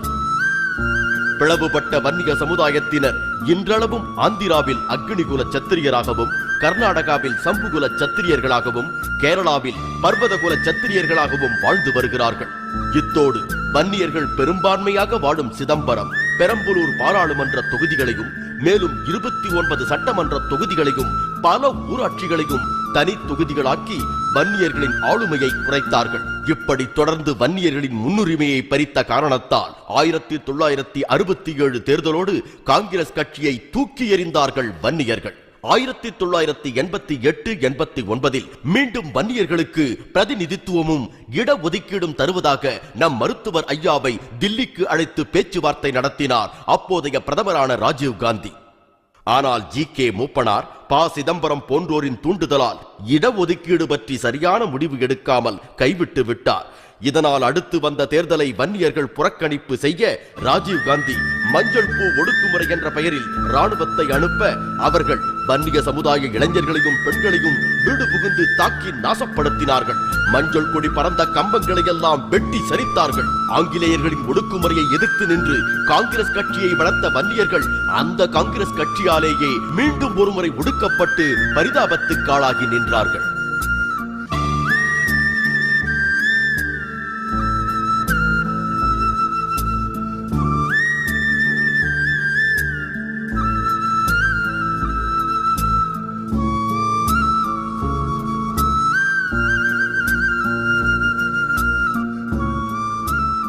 அடுத்து திராவிடர் கழகம். கொள்கை போராளியாக பெரியார் உருவாகும் முன்னே வர்ணாசிரமத்திற்கும் மூட நம்பிக்கைகளுக்கும் எதிராக போராடியவர் அத்திப்பாக்கம் ஆ வெங்கடாசல நாயக்கர் என்ற வன்னியர். சுயாக்கினி சங்கம் என்ற அமைப்பின் மூலமும் தத்துவ விவேசினி என்ற வார ஏட்டின் மூலமும் இவர் இந்த பணியை செய்து கொண்டிருந்தார். அவர் எழுதிய இந்து மத ஆசார ஆபாச தர்சினி என்ற நூலே பின்னாளில் பெரியார் இந்து மதத்தின் ஆபாசங்களை தோலுரித்து காட்ட வழிகாட்டியாக இருந்தது என்றும் சொல்லலாம். இந்த நூலை பற்றி மேலும் விவரங்கள் அறிந்து கொள்ள விரும்பி பெரியார் அப்போது குடியரசு பத்திரிகையில் ஒரு விளம்பரமே கொடுத்திருந்தார். பின்னாளில் பெரியார் திராவிடர் கழகத்தை தோற்றுவித்த போது பல மாவட்டங்களில் இருந்தும் அவருக்கு தோள் கொடுத்து துணையாய் நின்றவர்கள் வன்னியர்கள் தான். சென்னை மாவட்டத்தை திராவிடர் கழக கோட்டையாக உருவாக்கியவர் தேமு சண்முகம். கழக போராட்டத்தில் பல முறை சிறை சென்ற இவர் பெரியாரின் உயில் போன்ற ஏடுகளை நடத்தியுள்ளார். சுயமரியாதை சுடரொளி, காஞ்சி மு அரங்கசாமி நாயகர் நீதி கட்சி தொடங்கியதிலிருந்து பெரியாருக்கு துணை நின்றவர். தந்தை பெரியாரோடு 30 ஆண்டு காலம் சுயமரியாதை பிரச்சாரம் செய்து பெரியாரின் சொற்பொழிவுகளையும் கட்டுரைகளையும் பெரியார் சிந்தனைகள் என்ற தலைப்பில் 20 நூல்கள் அடங்கிய தொகுப்பாக வெளியிட்டுள்ளவர் தந்தை பெரியாரால் அறிஞர் என்று அழைக்கப்பட்ட தோழர் வே. ஆனைமுத்து ஐயா அவர்கள். விடுதலை பத்திரிகையின் முழு பொறுப்பினை ஏற்று தந்தை பெரியார் காலம் தொட்டு ஆசிரியராக பணியாற்றியவர் விடுதலை சம்பந்தம். மேலும் கணபதிப்பட்டு ராவணன், நாவலர் சோமசுந்தர பாரதியார், புலவர் கோ. இமயவரம்பன், திருச்சி கு. வெங்கடாச்சலம், தமிழ்மறவர் கீவை பொன்னம்பலனார் போன்ற வன்னியர்கள் நீராகவும் உரமாகவும் இருந்து திராவிடர் கழகத்தை வளர்த்திருக்கிறார்கள். ஆண்மானும் பெண்மானும் தண்ணீர் குடித்த கதைகள் போன்றவற்றை சொல்லி இதுதான் தமிழனின் வாழ்க்கை முறை என்று புலவர்கள் பேசுவதை கண்டித்த தந்தை பெரியார் தமிழ் இலக்கியங்களில் தமிழனின் தன்மான வாழ்வுக்கு ஏற்ற கருத்துக்கள் இருக்கின்றனவா என்று ஆராய தமிழ் மறவர் பொன்னம்பலனார் தலைமையில் டாக்டர் பொற்கோ, வே. ஆனைமுத்து ஆகியோரை கொண்ட ஒரு குழுவை அமைக்கிறேன், அவர்கள் ஆராய்ந்து சொல்வதை ஏற்றுக்கொள்கிறேன் என்று அறிவித்தார். அவ்வாறு பெரியார் புலமைத்திறத்தின் மீது நம்பிக்கை கொண்டிருந்த அந்த 3 பேருமே வன்னியர்கள் என்பது இங்கே குறிப்பிடத்தக்கது. ஆனால் பின்னாளில் இவர்களுக்கே உரிய மதிப்பில்லாமல் தலைமை பொறுப்பு வேறு எவர் கைக்கோ மாறியது. சேலம் வன்னியர்கள் கவுண்டர்கள் மாநாட்டில் பெரும்பான்மையினர் இந்த நாட்டை ஆள வேண்டும், அதுதான் உண்மையான ஜனநாயகம் என்று முழங்கினார் பெரியார். ஆனால் அவர் தொடங்கிய இயக்கத்திலேயே அந்த பெரும்பான்மை இனத்துக்கு உண்மையான மதிப்பில்லாமல் போனதுதான் வேதனைக்குரிய விஷயம். அடுத்ததாக திராவிட முன்னேற்றக் கழகம். திராவிடர் கழகத்திலிருந்து பிரிந்த திராவிட முன்னேற்றக் கழகம் முதலில் வட மாவட்டங்களில் தான் வேரூன்றி வளரத் தொடங்கியது. அதற்கு அடித்தளமாய் அமைந்தது உடையார்பாளையம் வேலாயுதத்தின் படுகொலை சம்பவம். செயங்கொண்டம் உடையார்பாளையம் பகுதியை சேர்ந்த வன்னியரான வேலாயுதம் ஆசிரியராக பணிபுரிந்து கொண்டு பெரியாரின் கொள்கைகளை தீவிரமாக ஆதரித்து பிரச்சாரம் செய்து வந்தார். இதை சகித்துக் கொள்ள முடியாத உயர்சாதிக்காரர்கள் ஒன்று கூடி நவம்பர் 13, 1947 அவரை அடித்தே கொன்று மரத்தில் தொங்க விட்டு விட்டார்கள். பின்பு குற்றவாளிகள் கைது செய்யப்பட்டாலும் வழக்கு நடந்த போக்கு அவர்களுக்கு சாதகமாக இருந்ததோடு 1949 அவர்கள் விடுதலையும் செய்யப்பட்டார்கள். அப்போது திராவிட முன்னேற்றக் கழகம் தொடங்கியிருந்த அண்ணாதுரை இதை கண்டித்து பல இடங்களில் வேலாயுதத்தின் உருவப்படத்தை திறந்து வைத்து பிரச்சாரம் செய்தார். இந்த ஆதரவு குரலால் தங்களுக்கான இயக்கம் என்று வன்னியர்கள் திமுகவை நம்பத் தொடங்கினார்கள். திருச்சி மாவட்டத்தில் உடையார்பாளையம் ஆசிரியர் வேலாயுதம் அவர்கள் பெரியாருடைய சுயமரியாதை கொள்கைகளை பிரச்சாரம் செய்ததனாலே பார்ப்பனர்கள் அவரை கொலை செய்ய சதி செய்தார்கள். அவர்கள் சதி செய்து 47 நவம்பர் 13 வேலாயுதத்தை கொலை செய்தார்கள். அந்த கொலை மறைக்கப்படுகிற சூழ்நிலை இருந்தது. அந்த இடத்தை பார்வையிட்டு பெரியார் அவர்கள் அரசாங்கத்துக்கு எச்சரிக்கை கொடுத்த உடனே அந்த கொலை வழக்கு நடத்தப்பட்டது. கொலை வழக்கு தீவிரமாக நடந்து கொண்டிருக்கிற நேரத்திலே திராவிட முன்னேற்ற கழகம் தோன்றிய நேரத்தில் அவர்கள் வேலாயுதம் பெயராலே தமிழ்நாடு முழுவதிலும் உடையார்பாளையம் ஆசிரியர் வேலாயுதம் படிப்பகம் நூலகம் என்கிற அமைப்புகளை ஏற்படுத்தினார்கள். அதனால் எல்லா சமூக இளைஞர்களும் திமுகவில் இணைந்தார்கள் என்பது உண்மையானாலும் கூட வன்னிய இளைஞர்கள் திமுகவில் இணைவதற்கு அது முதலாவது தூண்டுகோலாக இருந்தது. 54 ஏப்ரலிலே ராமசாமி படையாச்சி காங்கிரஸில் சேர்ந்தார், கட்சியை கலைத்தார். அதன் விளைவாக கட்சியின் பொதுச் செயலாளர் கடலூர் ஆவண்ணா கோவிந்தசாமி கட்சியை விட்டு வெளியேறி ஒரு தனி கட்சி ஆரம்பித்து 1 மாதத்திலே அந்த கட்சியை கலைத்துவிட்டு திராவிட முன்னேற்ற கழகத்தில் இணைந்தார். 54 ஆகஸ்டுக்கு பிற்பாடு திராவிட முன்னேற்ற கழகத்தில் வன்னியர் சங்கத்தில் இருந்த நல்ல விவரம் தெரிந்தவர்களும் தமிழ்நாடு உழைப்பாளர் கட்சியில் இருந்து விவரம் தெரிந்தவர்களும் கடலூர் கோவிந்தசாமி பின்பற்றி திமுகவில் இணைந்தார்கள். திமுக வலிமை பெறுவதற்கு வேலாயுதம் படுகொலை செய்யப்பட்ட நிகழ்ச்சியும் கடலூர் கோவிந்தசாமி திமுகவில் சேர்ந்ததும் அடித்தளம் ஆயின என்பது ஒரு பெரிய உண்மை. 1956 திமுக தேர்தலில் போட்டியிட முடிவு செய்து 57 போட்டியிட்ட பொழுது வன்னியர்களிலே கணிசமான பேர் திமுகவுக்கு ஓட்டளிக்க வேண்டிய நிர்பந்தம் இருந்தது. ஏனென்றால் வன்னியர்களாலே தொடங்கப்பட்ட கட்சி என்பது இல்லாமல் போய்விட்டது. அந்த சூனிய இடத்தை திமுக பிடித்துக் கொண்டது. இதன் விளைவு முதலாய் 1957 பொதுத் தேர்தலில் திமுக போட்டியிட்டு வென்ற 15 தொகுதிகளில் 14 தொகுதிகள் வன்னிய சமுதாயத்தினர் நிரம்பிய வடமாவட்ட தொகுதிகளாயிருந்தது. ஆனால் எந்த வேலாயுதத்தை முன்னிறுத்தி வன்னியர்கள் மத்தியில் ஆதரவு தேடிக் கொண்டார்களோ அந்த வேலாயுதத்துக்கு இன்று 100ஆண்டு விழா கொண்டாடக்கூட திராவிட முன்னேற்ற கழகத்துக்காரர்கள் மறந்து விட்டார்கள். இது மட்டுமல்ல, இன்று திராவிட முன்னேற்ற கழகம் தேர்தல் சின்னமாக வைத்துக் கொண்டிருக்கும் உதயசூரியன் சின்னத்தை அண்ணாதுரைக்கு கொடுத்து உதவியவரும் கோவிந்தசாமி என்ற ஒரு வன்னியர்தான். மாவட்ட ஆட்சி மன்ற தேர்தல் எனப்படும் டிஸ்ட்ரிக்ட் போர்ட் தேர்தலில் 1954 திரு கோவிந்தசாமி அவர்கள் காணை காஞ்சனூர் தொகுதியில் உதயசூரியனை தேர்தல் சின்னமாக வைத்து போட்டியிட்டு வெற்றி பெற்றார். பின்னர் 1957 தான் திராவிட முன்னேற்ற கழகம் முதலில் பொது தேர்தலை சந்தித்தது. அப்போது கட்சிக்கென்று எந்த தேர்தல் சின்னமும் இல்லாததால் திரு கோவிந்தசாமி அவர்கள் தான் போட்டியிட்டு வென்ற உதயசூரியன் சின்னத்தை திராவிட முன்னேற்ற கழகத்துக்கு கொடுத்து உதவினார். உதயசூரியன் சின்னத்தோடு 1957 பொது தேர்தலில் போட்டியிட்டுத்தான் திராவிட முன்னேற்ற கழகம் 14 தொகுதிகளில் வெற்றி பெற்றது. பிறகு வந்த 1962 பொது தேர்தலிலும் திமுக போட்டியிட்டு வென்ற 50 தொகுதிகளில் 40 தொகுதிகள் வன்னியர்கள் அதிகம் வசிக்கும் வடமாவட்டத்து தொகுதிகளே ஆகும். பிறகு 1967 தேர்தலில் 138 தொகுதிகளில் வென்று திராவிட முன்னேற்ற கழகம் ஆட்சி அமைப்பதற்கும் வன்னியர்களின் உழைப்பும் ஆதரவுமே முக்கிய காரணமாக இருந்தது. நாடாளும் திறமையும் தகுதியும் இருந்தும் கூட வன்னிய இனம் வாய்ப்புகள் கிடைக்காமல் இலவுகாத்த கிளியாகவே இருக்கிறது என்றும் பெரும்பான்மை இனமாக இருக்கும் வன்னிய இனத்துக்கு காங்கிரஸ் கட்சி உரிய பிரதிநிதித்துவத்தை அளிக்கவில்லை என்றும் காங்கிரஸை வசைபாடினார் அண்ணா. ஆனால் அவர் ஆட்சி அமைத்த போது கூட வன்னிய இனத்துக்கு அந்த பிரதிநிதித்துவத்தை தரவில்லை என்பதுதான் வரலாறு சொல்லும் உண்மை.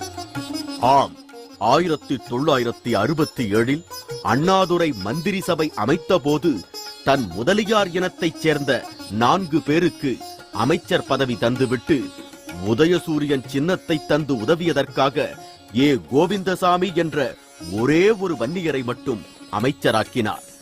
எதிர்க்கட்சியாக இருந்தபோது வன்னியர்கள் மீது காட்டிய பரிவு ஆளும் கட்சியாக ஆனபோது இல்லாமல் போனது ஏன் என்ற கேள்வி கூட எழுப்பத் தோன்றாமல் பரிதாப வன்னியர்கள் தொடர்ந்தும் திராவிட முன்னேற்ற கழகத்தை தாங்கும் தூண்களாகவே இருந்தார்கள். பிறகு 1971 தேர்தலில் 184 தொகுதிகளில் வென்று கருணாநிதி முதலமைச்சரான போது வென்றதில் 100க்கும் மேற்பட்ட தொகுதிகள் வன்னியர்கள் அதிகம் வசிக்கும் தொகுதிகளே. பிறகு எம்ஜிஆர் திராவிட முன்னேற்ற கழகத்தை விட்டு பிரிந்த சமயத்திலும் வன்னியர்கள் தான் கருணாநிதிக்கு தோள் கொடுத்தார்கள். 1977 தேர்தலில் அண்ணா திராவிட முன்னேற்ற கழகம் வெற்றி பெற்று எம்ஜிஆர் முதலமைச்சரானார். திராவிட முன்னேற்றக் கழகம் 48 சட்டமன்ற தொகுதிகளில் மட்டும்தான் வெற்றி பெற்றது. அப்போதும் அதில் 41 தொகுதிகள் வன்னியர்கள் அதிகம் வசிக்கின்ற வடமாவட்ட தொகுதிகளே ஆகும். 1993 வைகோ திராவிட முன்னேற்றக் கழகத்தை விட்டு பிரிந்து சென்ற போது ஏற்பட்ட அரசியல் சரிவையும் சரி செய்து தூக்கி நிறுத்த கருணாநிதிக்கு உதவியது நம் மருத்துவர் ஐயாவும் வன்னிய சமுதாயமும் தான். இப்படி அரசியலில் மட்டுமல்ல, 1967 காங்கிரஸ்காரர்களால் தாக்குதலுக்கு உள்ளாகி சாலையோரத்தில் தூக்கி எறியப்பட்ட போது அவரை காப்பாற்றி உயிர் தண்ணீர் ஊற்றியதும் சைதாப்பேட்டையைச் சேர்ந்த சாரங்கபாணி நாயகர் என்ற வன்னியரே. ஆனால் இதற்காக எல்லாம் வன்னிய சமுதாயத்துக்கு கருணாநிதி செய்த கைமாறு என்ன? 1969 கருணாநிதி முதலமைச்சராக இருந்தபோது சட்டநாதன் தலைமையில் பிற்படுத்தப்பட்டோர் குழு ஒன்று அமைக்கப்பட்டது. பிற்படுத்தப்பட்ட சமூகங்களின் கல்வி, வேலைவாய்ப்பு மற்றும் பொருளாதார நிலையை ஆய்வு செய்யும் நோக்கில் அமைக்கப்பட்ட அந்த குழு 1971 ஆண்டு தனது பரிந்துரையை சமர்ப்பித்தது. அந்த குழு செய்த பரிந்துரைகள்: தமிழ்நாட்டில் பிற்படுத்தப்பட்டோருக்கு இருந்து வரும் இடஒதுக்கீட்டை 25% இருந்து 31% உயர்த்த வேண்டும். அந்த 31% இரண்டாக பிரித்து பிற்படுத்தப்பட்டோருக்கு 15%, வன்னியர் உள்ளிட்ட மிக பிற்படுத்தப்பட்டோருக்கு 16% இடஒதுக்கீடு செய்ய வேண்டும்.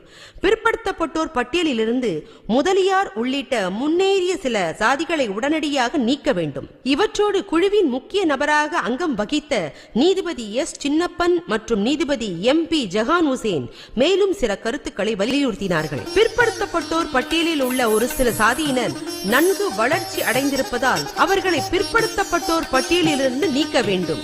அரசு அளிக்கும் சலுகைகள் பட்டியலில் உள்ள உயர்ந்த சாதியினரை சென்றடையாமல் கவனமாக செயல்பட வேண்டும்.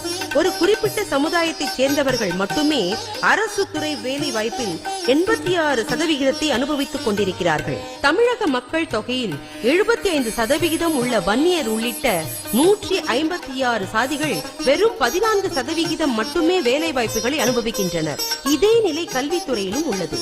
இதை மாற்றி மிகவும் பின்தங்கியவர்களை தனியே பிரித்து அவர்களுக்கு 20% இட ஒதுக்கீடு அளிக்க வேண்டும். இதெல்லாம் வன்னியர்களின் தனிப்பட்ட கருத்தல்ல, ஆய்வு செய்து சட்டநாதன் குழு அளித்த பரிந்துரை. இதன்படி வன்னியர் உள்பட்ட மிக பிற்படுத்தப்பட்டவர்களுக்கு 16% இட ஒதுக்கீடு வழங்கப்பட்டிருக்க வேண்டும். முன்னேறிய முதலியார் போன்ற சாதிகளை பிற்படுத்தப்பட்டோர் பட்டியலிலிருந்து நீக்கி இருக்க வேண்டும். ஆனால் இரண்டுமே செய்யப்படவில்லை. மாறாக கொங்கு வேளாளர், கவுண்டர், நாயுடு போன்ற முன்னேறிய சாதிகளையும் கொண்டு வந்து ஓட்டுக்காக பிற்படுத்தப்பட்டோர் பட்டியலில் சேர்த்தார்கள். இதுதான் உழைப்புக்கும் தியாகத்துக்கும் கிடைத்த பரிசு. இதன் பின் 1980 87 வரை 100க்கும் மேற்பட்ட பேரணிகள், மாநாடுகள், போராட்டங்கள் எல்லாம் மருத்துவர் ஐயாவின் தலைமையில் நடந்த பின்புதான் 1989 20% மிகவும் பிற்படுத்தப்பட்டோருக்கு இடஒதுக்கீடு அளிக்கப்பட்டது. அதுவும் வன்னியர் உள்பட 18 சாதிகளுக்கு இடஒதுக்கீடு அளிப்பதாய் வாக்குறுதி அளித்துவிட்டு மேலும் 10% சாதிகளை கொண்டு வந்து அந்த பட்டியலில் சேர்த்து இடஒதுக்கீட்டின் பலனை வன்னியர்கள் அனுபவிக்க முடியாமல் செய்து பழி தீர்த்தார்கள். இதன் பின் அண்ணா திராவிட முன்னேற்றக் கழகமும் தன் பங்குக்கு வன்னியர்களை வஞ்சிக்காமல் இல்லை. அதுவும் உழைத்து தோள் கொடுத்த நன்றிக் கடனுக்கு விசுவாசமாக. MG ராமச்சந்திரன் முதலாக குடும்பத்தோடு பிழைப்பு தேடி சென்னை வந்தபோது வன்னியரான காளியன் ரத்தினம் என்ற நாடக நடிகர்தான் உணவு, இருப்பிடத்திலிருந்து நடிப்பதற்கு வாய்ப்பு பெற்று தருவது வரை அனைத்து உதவிகளையும் செய்து ஆதரவாக இருந்தவர். இது தவிர இரட்டை கம்பு, இரட்டை கத்தி வீச்சு போன்ற தற்காப்பு கலைகளை தனக்கு கற்றுக் கொடுத்தது திரு காளியன் ரத்தினம்தான் என்பதை MGRே தனது சுயசரிதையில் தெரிவித்திருக்கிறார். அடுத்து 1972 திமுகவில் இருந்து MGR வெளியேற்றப்பட்ட போது திமுகவினரோடு எழுந்த அரசியல் விரோதத்தில் வெட்டி கொல்லப்பட்டவர் பூலாபரி சுகுமாரன். வன்னியரான இவரது உயிர் தியாகம்தான் MGRின் அரசியல் வாழ்க்கைக்கு ஒரு அடித்தளமாக அமைந்தது. சுகுமாரன் கொலையுண்ட புகைப்பட சுவரொட்டிகளை ஊரெங்கும் ஒட்டித்தான் திண்டுக்கல் பாராளுமன்ற தொகுதி இடைத்தேர்தலில் அண்ணா திராவிட முன்னேற்றக் கழகம் வெற்றி பெற்றது. வட தமிழ்நாட்டில் MGR நுழைய முடியாத நேரத்தில் MGRை அழைத்து வந்து சிதம்பரம் அண்ணாமலை பல்கலைக்கழகத்தில் முதல் மாணவரணி மாநாட்டினை நடத்தி காட்டியவர் வன்னியரான வல்லம்படுகை பாலசுந்தரம். இவரது தீவிர செயல்பாட்டின் காரணமாக திமுக மாணவரணியை சார்ந்தவர்களால் அதே மண்ணில் வெட்டி சாய்க்கப்பட்டார். ஆனால் இந்த தியாகங்களுக்காக எல்லாம் MGR வன்னிய இனத்துக்கு பெரிதாக எதுவும் செய்துவிடவில்லை. மாறாக தருமபுரி, வட ஆற்காடு, திருப்பத்தூர் பகுதிகளில் காவல்துறை அதிகாரிகளை கொம்பு சீவிவிட்டு பல வன்னிய இளைஞர்களை நக்சலைட்டுகள் என்ற பெயரில் சுட்டுக் கொல்லச் செய்தார். இது தவிர அம்பாசங்கர் குழு அளித்த பரிந்துரையை நடைமுறைப்படுத்தாமல் கிடப்பில் போட்டதும் எம்ஜிஆர் அரசுதான். இந்த குழு மருத்துவர் ஐயாவின் கோரிக்கையை ஏற்று 1982 அமைக்கப்பட்டது. அதன் முன் 20 கருத்துக்கள் அடங்கிய கோரிக்கையை முன்வைத்தார் மருத்துவர் ஐயா. வன்னியர்கள் பெரும்பாலும் கிராமங்களில் வசிப்பதால் அரசின் சலுகைகள் முழுவதுமாக அவர்களை சென்றடைவதில்லை. 95% வன்னியர்கள் ஏழ்மை நிலையில் கூலி தொழிலாளர்களாக இருப்பதாலும் கல்வியின் முக்கியத்துவம் அறியாததாலும் அவர்களது குழந்தைகளும் கல்வி அறிவு பெற முடிவதில்லை. பிற்படுத்தப்பட்டோருக்கான கல்வி உதவித்தொகை பெறுவதற்கான ஆண்டு வருமானத்தை 12,000 ரூபாயாக உயர்த்த வேண்டும். இடஒதுக்கீடு முறையானது அனைத்து துறைகளிலும் பின்பற்றப்பட வேண்டும். பிற்படுத்தப்பட்டோருக்கான 20% இடஒதுக்கீட்டை மக்கள் தொகை கணக்கீட்டின் அடிப்படையில் பிரித்து வழங்கினால்தான் வன்னியர்கள் பலனடைய முடியும். வன்னியர்களுக்கென்று தனி வாரியம் அமைத்து அவர்கள் வாழ்க்கையை மேம்பட செய்ய வேண்டும். சேலம், செங்கல்பட்டு போன்ற மாநகராட்சிகளில் வன்னியர்கள் துப்புரவு தொழிலாளர்களாகவும் திருநெல்வேலி மாவட்டத்தில் பிண அடக்கம் செய்யும் வேலைகளையும் செய்து வருகிறார்கள். இவர்களை அடையாளம் கண்டு அவர்கள் புனர்வாழ்விற்கு அரசு உதவிட வேண்டும். வன்னியர்கள் பெரும்பாலாக வசிக்கும் பாராளுமன்ற சட்டமன்ற தொகுதிகள் இன்றளவில் தனித்தொகுதிகளாக உள்ளன. அதை ரத்து செய்வதன் மூலம் பெரும்பான்மை வன்னிய சமுதாய மக்களின் கோரிக்கைகள் பாராளுமன்றத்திலும் சட்டமன்றத்திலும் ஒலித்திட வகை செய்திட வேண்டும் என 20 கருத்துக்கள் அடங்கிய கோரிக்கைகளை நம் மருத்துவர் ஐயா முன்வைக்க அம்பாசங்கர் குழு அதை கனிவுடன் பரிசீலித்து 3 ஆண்டுகள் ஆய்வு செய்த பின் 1985 ஆண்டு தனது பரிந்துரைகளை அப்போதைய முதல்வர் எம்ஜிஆரின் முன் வைத்தது. தமிழகத்தை பொறுத்தவரை வன்னிய சமுதாயமே தனிப்பெரும் சமுதாயமாகவும் இவர்களில் பெரும்பாலோர் குத்தகைக்கு பயிர் செய்யும் விவசாயிகளாகவும் விவசாய கூலி தொழிலாளர்களாகவும் வேதனையான நிலையில் வாழ்ந்து வருவதாக அந்த அறிக்கையில் குறிப்பிடப்பட்டிருந்தது. மேலும் இந்த சமுதாய மக்கள் மரம் வெட்டுதல், சுண்ணாம்பு சுடுதல், கட்டிடம் கட்டுதல், ஆடுகோழி வளர்த்தல், கிணறு வெட்டுதல், கல் உடைத்தல், சாலை போடுதல், பீடி சுருட்டுதல், சாயம் பூசுதல், நெசவு, வண்டி ஓட்டுதல் மற்றும் தையல்காரர்களாகவும் தீப்பெட்டி தொழிற்சாலையில் வேலை பார்ப்பவர்களாகவும் செல்வந்தர்கள் வீட்டில் வேலை செய்பவர்களாகவும் வாழ்க்கை நடத்தி வருகிறார்கள். ஒரு சில பகுதிகளில் கள் இறக்குதல், சாராயம் காய்ச்சுதல், மீன் பிடித்தல், துப்புரவு பணி செய்தல் போன்ற பணிகளை செய்து வரும் இவர்கள் பொருளாதார ரீதியாகவும் கல்வி அளவிலும் மிகவும் பின்தங்கிய நிலையில் உள்ளார்கள். இவர்கள் வாழ்வை மேம்படுத்த அரசு மேற்கொள்ள வேண்டியவை என்று 2 முக்கிய பரிந்துரைகளையும் குறிப்பிட்டது அம்பாசங்கர் குழு. சட்டநாதன் குழுவைப் போல அம்பாசங்கர் குழுவின் இந்த பரிந்துரையும் பிற்படுத்தப்பட்டோர் பட்டியலில் உள்ள ஒரு சில சாதிகள் சமுதாயத்தில் நன்கு முன்னேறிய நிலையில் இருப்பதால் பிற்படுத்தப்பட்டோர் பிரிவில் இருந்து இந்த சாதிகளை உடனடியாக நீக்க வேண்டும் என்று குறிப்பிட்டது. இரண்டாவதாக, வன்னியர்கள் அனைத்து துறையிலும் மிகவும் பின்தங்கிய நிலையில் இருப்பதால் இவர்களை மிகவும் பிற்படுத்தப்பட்டோர் என்று அறிவித்து இவர்களுக்கு தனி இட ஒதுக்கீடு அளிக்க வேண்டும் என்றும் குறிப்பிட்டிருந்தது. ஆனால் சட்டநாதன் குழுவின் அறிக்கையை அமல்படுத்தாமல் கிடப்பில் போட்டு கருணாநிதி வன்னிய இனத்துக்கு துரோகம் செய்தது போல அம்பாசங்கர் குழுவின் பரிந்துரையை கிடப்பில் போட்டு எம்ஜிஆர் தன் பங்குக்கு வன்னியர்களுக்கு ஒரு துரோகத்தை செய்தார். அதன் பின் கல்வித்துறையிலும் வேலை வாய்ப்பிலும் பிற்படுத்தப்பட்டோர் பட்டியலில் இருந்த 213 சாதிகளோடு போட்டி போட வேண்டியிருந்ததால் எந்த உயர்வையும் காண முடியாமல் மேலும் பின்னோக்கி தள்ளப்பட்டது வன்னியர் சமுதாயம். எம்ஜிஆருக்காக அடிபட்டு கொடிகட்டி ரத்தம் சிந்தி உயிர் பலியும் தந்து நடிகராய் இருந்தவரை இறுதி வரை நாடாளவும் வைத்த வன்னிய சமுதாயத்துக்கு அவர் ஆற்றிய நன்றி கடன் இதுதான். இத்தோடு முடிந்து போய்விடவில்லை. ஒவ்வொரு முறை முதுகில் குத்தப்பட்ட போதும் கூட மானம் மறந்து சில பேரை முதுகில் சுமந்து கொண்டுதான் திரிகிறார்கள். மழுங்கி போன இன உணர்வை இவர்களுக்கு காலம்தான் ஊட்ட வேண்டும். இறுதியாய் செல்வி ஜெயலலிதா. தன்னை தவிர அரசியல் கவர்ச்சிக்கும் மேடையேறி வாக்கு சேகரிக்கவும் ஒரு நடிகையும் தேவைப்பட்டது எம்ஜிஆருக்கு. தன்னோடு இணையாய் நடித்த யார் யாரையோ அவர் பரிசீலிக்க அவரிடம் ஜெயலலிதா தான் பொருத்தமானவர் என்று பரிந்துரைத்து அவரது அரசியல் பிரவேசத்துக்கு காரணமாக இருந்தவர் பன்ருட்டி ராமச்சந்திரன் என்ற வன்னியர்தான். மாவட்ட ஆட்சித்தலைவராக இருந்த சந்திரலேகாவின் கீழ் மக்கள் தொடர்பு அதிகாரியாக பணியாற்றிய நடராசனை அழைத்து ஜெயலலிதா தங்குவதற்கு ஏற்பாடுகளை செய்ய சொன்னவரும் பன்ருட்டி ராமச்சந்திரன் தான். அதன் பின் தான் நடராசனின் மனைவி சசிகலாவோடு நட்பு ஏற்பட்டு உடன்பிறவா சகோதரியானார். எம்ஜிஆர் மறைவுக்கு பின் அதிமுக இரண்டாக பிரிந்தபோது ஜெயலலிதாவை பன்ருட்டியார் தலைமையிலான 4 அணிதான் முன்னிலைப்படுத்தியது. 1996 தேர்தலுக்கு பின் ஜெயலலிதாவின் அரசியல் வாழ்க்கை சூன்யமாகும் நிலை ஏற்பட்டது. பின்பு 1998 வந்த பாராளுமன்ற தேர்தலில் நம் மருத்துவர் ஐயாவின் தயவால் கூட்டணி வைத்துக் கொண்டுதான் அண்ணா திராவிட முன்னேற்ற கழகம் பெரும்பான்மையான தொகுதிகளில் வெற்றி பெற்றது. தொடர்ந்து 5 ஆண்டு காலமும் பாட்டாளி மக்கள் கட்சியினர்தான் ஜெயலலிதாவுக்கு துணை நின்றார்கள். அடுத்து 2001 சட்டமன்ற தேர்தலிலும் வன்னியர்கள் ஆதரவால் தான் ஜெயலலிதா வெற்றி பெற்று முதல்வரானார். ஆனால் அவர் ஆட்சியால் நன்மை அனுபவித்தவர்கள் எல்லாம் அவர் உடன்பிறவா சகோதரி சசிகலாவின் சமூகத்தை சார்ந்தவர்கள்தான்.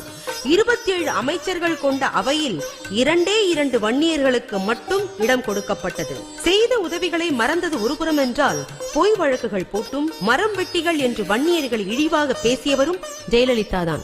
இப்படி எத்தனை துரோகங்கள்! இரத்த கலப்பை மறந்ததால் வருகிறவர் போகிறவர்களின் எத்தான பேச்சை நம்பி சத்தில்லாத வாழ்க்கை வாழ்ந்தது எத்தனை காலம்! பாடுபட்டும் பறிக்கை இல்லாதொரு பட்டியில் மாடாய் கேடு கெட்டவர்கள் காலில் எல்லாம் விழுந்து பிழைத்ததும் தான் எத்தனை காலம்! போர் என்று வந்தால் வாளெடுத்து சுழற்றலாம், வல்லமை காட்டலாம். ஆனால் அரசியல் என்று வந்தபோது அதன் சூழ்ச்சிகள் புரிபடவில்லையே நமக்கு. வெகுளிகளாய் வாழ்ந்து வீணர்களாய் போனோமே. மாறாதா இந்த நிலை, மடியாதா நமது அவலம் என்று கதியறியாது திசை புரியாது நின்றபோதுதான் நாதியற்று போகவில்லை நீங்கள், நான் இருக்கிறேன் உங்களுக்கு என்று திண்டிவனத்தில் ஒரு களப்போராளி தோன்றினார். Mao Tsetung, Martin Luther King, Mandela, Che Guevara என்று மற்ற தேசத்து போராளிகள் வரலாற்றை படித்து மட்டுமே அறிந்த நமக்காகவே பிறந்த ஒரு வரலாற்றை பார்த்து அறியும் பாக்கியமே கிடைத்தது. வேள்வித்தீயில் விளைந்த இன்னொரு வீர வன்னிய மகாராசனாய் அவர் அவதரித்து தன் யுத்தத்தை தொடங்கிய பின்புதான் திசைக்கு திசை சிதறி கிடந்த வன்னிய இனம் ஒன்றுபட்டதும் இன்று வென்று நிற்பதும் இதோ வன்னிய இனம் மீண்டும் அவரால் தலை நிமிர்ந்த வரலாறு.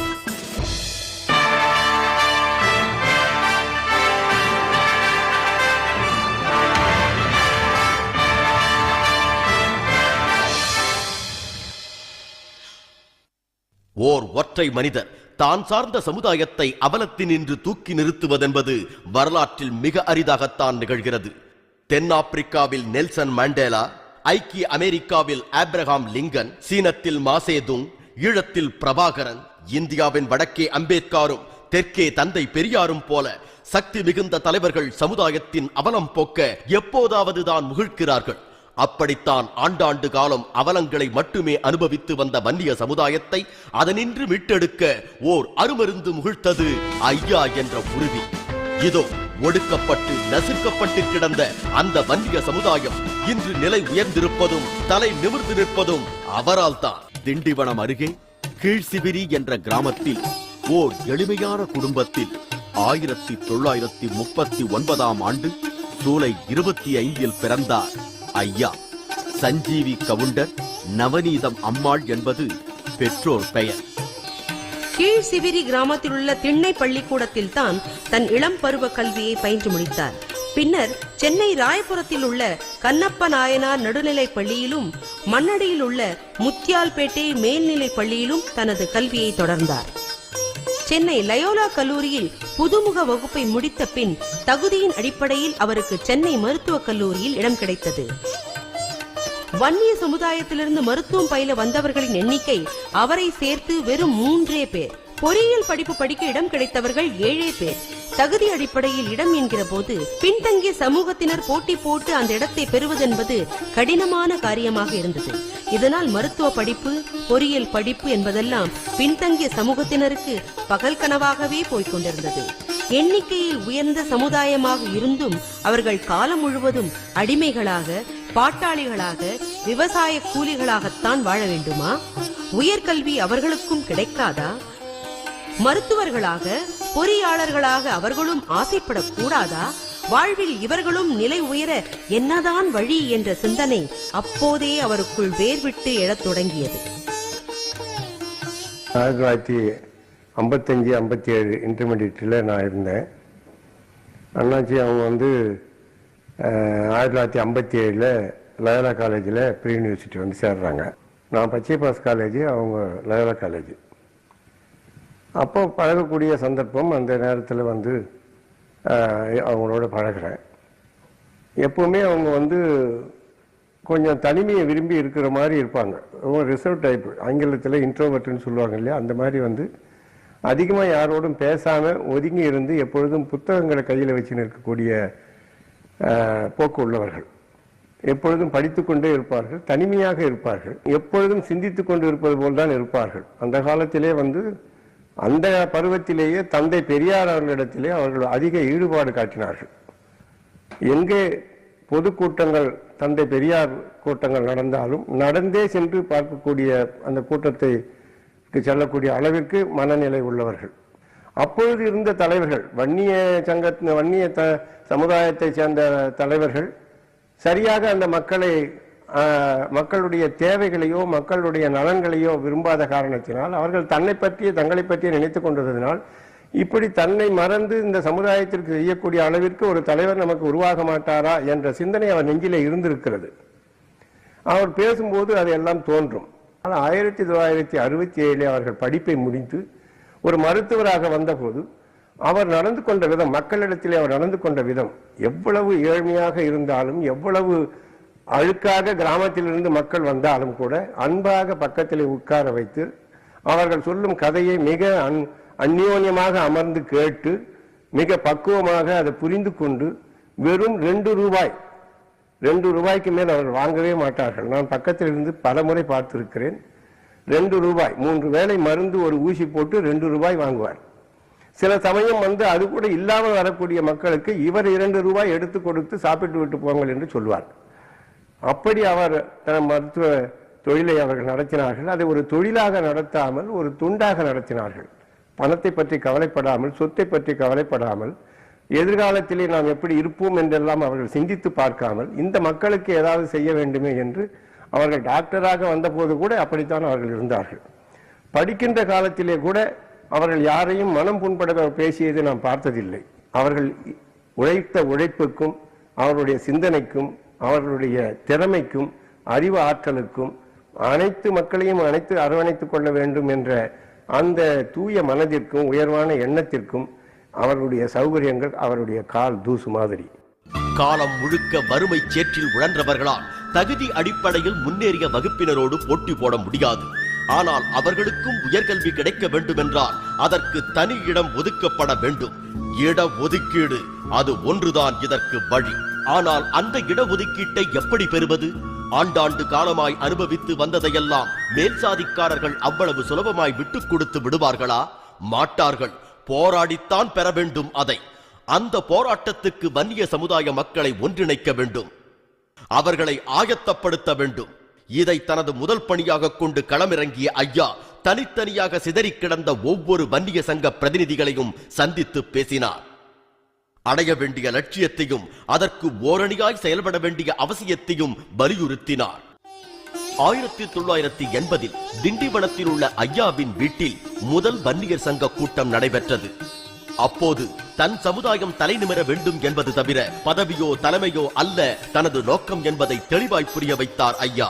இதற்காக நிறுவனராக மட்டுமே நான் இருப்பேன் என்று சொன்னதோடு பதவிக்காக சட்டமன்றத்தையோ பாராளுமன்றத்தையோ தன் கால்கள் மிதிக்காது என்று சத்தியம் செய்தார்.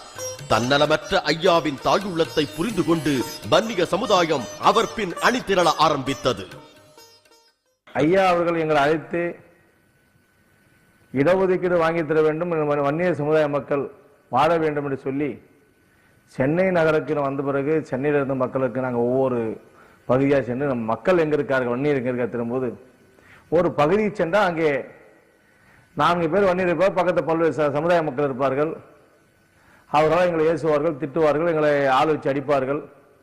அதெல்லாம் தாங்கி கொண்டு அந்த காலத்திலே ஐயா அப்படி வந்து அந்த வீரத்தோடு வந்து எங்களுக்கு உணர்வு ஊட்டினாரோ அந்த உணர்வு தான் இன்றைக்கு இந்த மக்களை இன்றைக்கு ஒன்று திரண்டு இன்றைக்கு அமைச்சராக நாடாளுமன்ற உறுப்பினர்கள் சட்டமன்ற உறுப்பினர்கள் உருவாக்கப்பட்டது.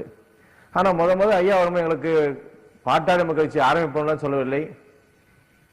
மிகவும் பிற்படுத்தப்பட்ட மக்களுக்கு நம்ம வன்னிய சமுதாய மக்கள் இடஒதுக்கீடு வாங்க வேண்டும், 20% இடஒதுக்கீடு வாங்கி தர வேண்டும் சொல்லி எங்களை அழைத்தார்கள். அதுக்கு பின்னால் ஐயா பின்னர் சென்றோம், கண்ணை மூடிக்கொண்டு சென்றோம். ஐயா அழைத்த ஒவ்வொரு பகுதியை கூப்பிட்டோம். அங்கே போய் 10 பேர் 20 பேர் 50 பேர் வைத்துக்கொண்டு சென்னையில் பல்வேறு பகுதியில் குடியேற்றினோம். ஐயா போகாத ஜெயிலில், ஐயா போடாத கிராமங்களில் நம்ம இந்த வட மாவட்டத்துக்கு முழுவதும் நான் பல்வேறு கிராமத்துக்கு ஐயாவோட போயிடுறேன். ஐயாவோட கூட்டம் சொன்னால் உடனே இந்த 3 வண்டி இருக்க வண்டி உடனே 20 பேர் எடுத்துன்னு உடனே போய்டும். ஐயா கூட்டம் இப்போ செங்கல்பட்டு கூட்டம் சொன்னால் உடனே போய்டுவேன். திண்டிவந்த கூட்டம் மாநாடு சொன்னால் கிட்டத்தட்ட அனைத்து மாவட்டத்திலும் வன்னியர் சங்க மாநாடு நடத்தணும். 1980 தந்தை பெரியார் பிறந்த மண்ணான ஈரோட்டில் உள்ள கருங்கல் பாளையத்தில் சங்கத்தின் முதல் மாநாடு நடத்தப்பட்டு அனைத்து வகுப்பினருக்கும் அவரவர் எண்ணிக்கைக்கேற்ப இடஒதுக்கீடு வழங்க வேண்டும் என்ற தீர்மானம் நிறைவேற்றப்பட்டது.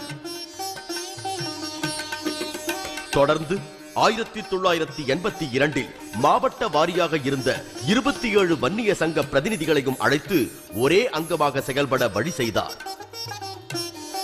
வன்னியர்கள் வாழ்வில் இனி என்றும் மங்களம் நிறைய வேண்டும் என்பதை உறுதி செய்ய மஞ்சள் நிற கொடியையும் அதில் நாம் அக்னி வழி வந்தவர்கள் என்பதை உணர்த்த அக்னி குண்டத்தையும் பொருத்தி இதுவே இனி நம் குலக்கொடி என்ற அடையாளம் காட்டினார்கள்.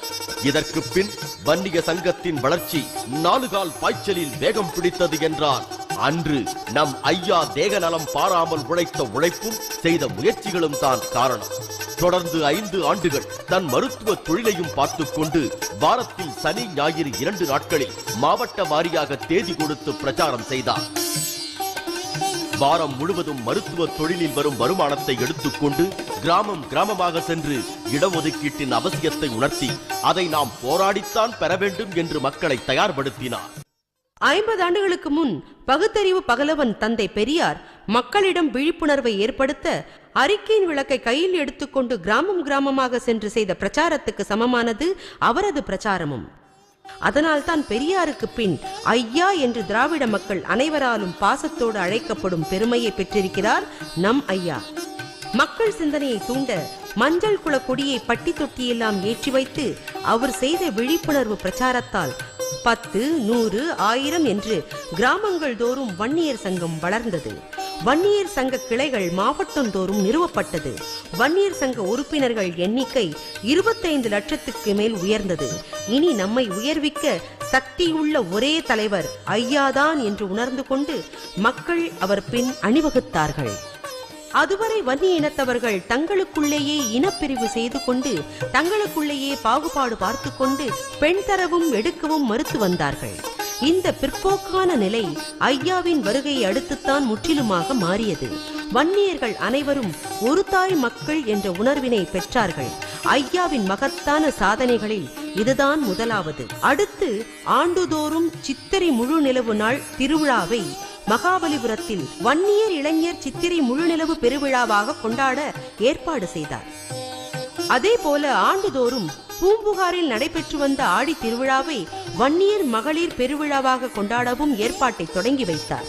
குன்றாத எழுச்சியோடு இந்த பெருவிழாக்கள் தொடர்ந்து ஆண்டுதோறும் நடத்தப்பட்டு வருகின்றன. ஐயா அழைக்கிறார், ஐயா அழைக்கிறார், ஆணும் பெண்ணும் ஓடி வாங்க ஐயா அழைக்கிறார், ஆளும் நேரம் ஓடி வாங்க ஐயா அழைக்கிறார், ஐயா அழைக்கிறார், ஐயா அழைக்கிறார், ஆளும் பெண்ணும் ஓடி வாங்க ஐயா அழைக்கிறார், ஆளும் நேரம் ஓடி வாங்க ஐயா அழைக்கிறார். உழைக்கின்ற மக்கள் வன்னிய மக்கள், உழைத்து உருக்குலைந்து போன மக்கள் வன்னிய மக்கள், எல்லோருக்கும் சோறு போடுகின்ற மக்கள் இந்த வன்னிய மக்கள், எல்லோருக்கும் கட்டடம் கட்டி கொடுக்கின்ற மக்கள் இந்த மக்கள். ஆனால் இந்த மக்களுடைய நிலை என்ன? கடைசி கோடியிலே, பாட்டத்திலே, அடிமட்டத்திலே கடைசி கோடியிலே வாழ்கின்ற நிலை இன்றைக்கு வறிய நிலையிலே, ஏமாற்றப்பட்ட நிலையிலே, வஞ்சிக்கப்பட்ட நிலையிலே, வாழ்விழந்த நிலையிலே, எல்லா நிலையிலும் இந்த வன்னியர்கள் தள்ளப்பட்டார்களே. இதற்கு யார் காரணம்? யார் காரணம்? என்னுடைய இளைஞர்கள் கூட்டம், என்னுடைய சமுதாயத்து இளைஞர்கள் கூட்டம், என்னுடைய பெண்கள் கூட்டம், இந்த ஒட்டுமொத்த சமுதாய கூட்டம் இதை உணர்ந்தால் உணர்ந்த மறுநாளே ஒரு வன்னியன் கோட்டையிலே ஆண்ட பரம்பரை மீண்டும் ஒரு முறை ஆள நினைப்பதில் என்ன குறை, என்ன தவறு என்று கேட்டார் மாவீரன். ஒவ்வொரு வன்னியனும் வேட்பாளராக இருக்கின்ற வன்னியன் நாமினேஷன் போட்டுவிட்டு அவன் வீட்டிலே இருக்கலாம். நாமினேஷன் போட்டுவிட்டு வீட்டிலே இருக்கலாம். ஓட்டு கேட்க தேவையில்லை. ஒவ்வொரு வன்னியனும் அந்த ஓட்டை போட்டால், ஒவ்வொரு வன்னிய குடும்பமும் ஒவ்வொரு இளைஞனும் பாடுபட்டால் வேட்பாளர் எங்கும் போக வேண்டியதில்லை. இந்த ராமதாஸ் தெரு தெருவாக ஊர் ஊராக போக வேண்டியதில்லை. நம்முடைய சின்னையா அவர்கள் எங்கும் பிரச்சாரத்துக்கு போக தேவையில்லை. இதுதானே உத்தரப்பிரதேசத்திலே மாயாவதி செய்து காட்டினார் அந்த அற்புதத்தை. இந்த ராமதாஸ் நோட்டுக்கும் சீட்டுக்கும் விலை போகிறவன் அல்ல. என் மானம்தான் பெரியது இந்த ராமதாசுக்கு. இந்த வன்னிய குல சத்திரிய இந்த வம்சம், இந்த குலம் தழைக்க வேண்டும், இடஒதுக்கீடு பெற வேண்டும், கல்வி பெற வேண்டும், இடஒதுக்கீடு பெற வேண்டும், வேலை வாய்ப்பு பெற வேண்டும். இதுதான் என் லட்சியம், என் உயிர் மூச்சு.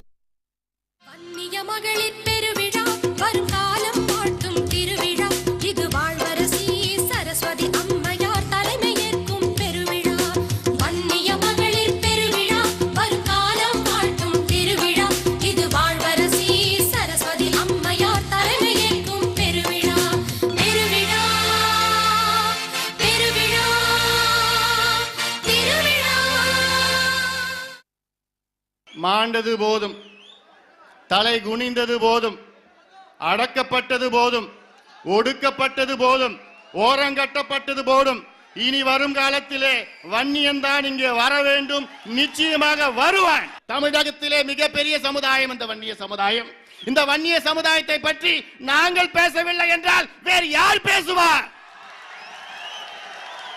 திமுக காரன் பேசுவானா, அல்ல அண்ணா திமுக காரன் பேசுவானா, அல்லது காங்கிரஸ் காரன் பேசுவானா, அல்லது விஜயகாந்த் கட்சியில பேசுவானா? வேற யார் பேசுவா? ஆம், நாங்கள் தான் பேச முடியும். நாங்கள் மட்டும் தான் பேச முடியும். வேற யாருக்கும் பேசுறது தகுதி கிடையாது.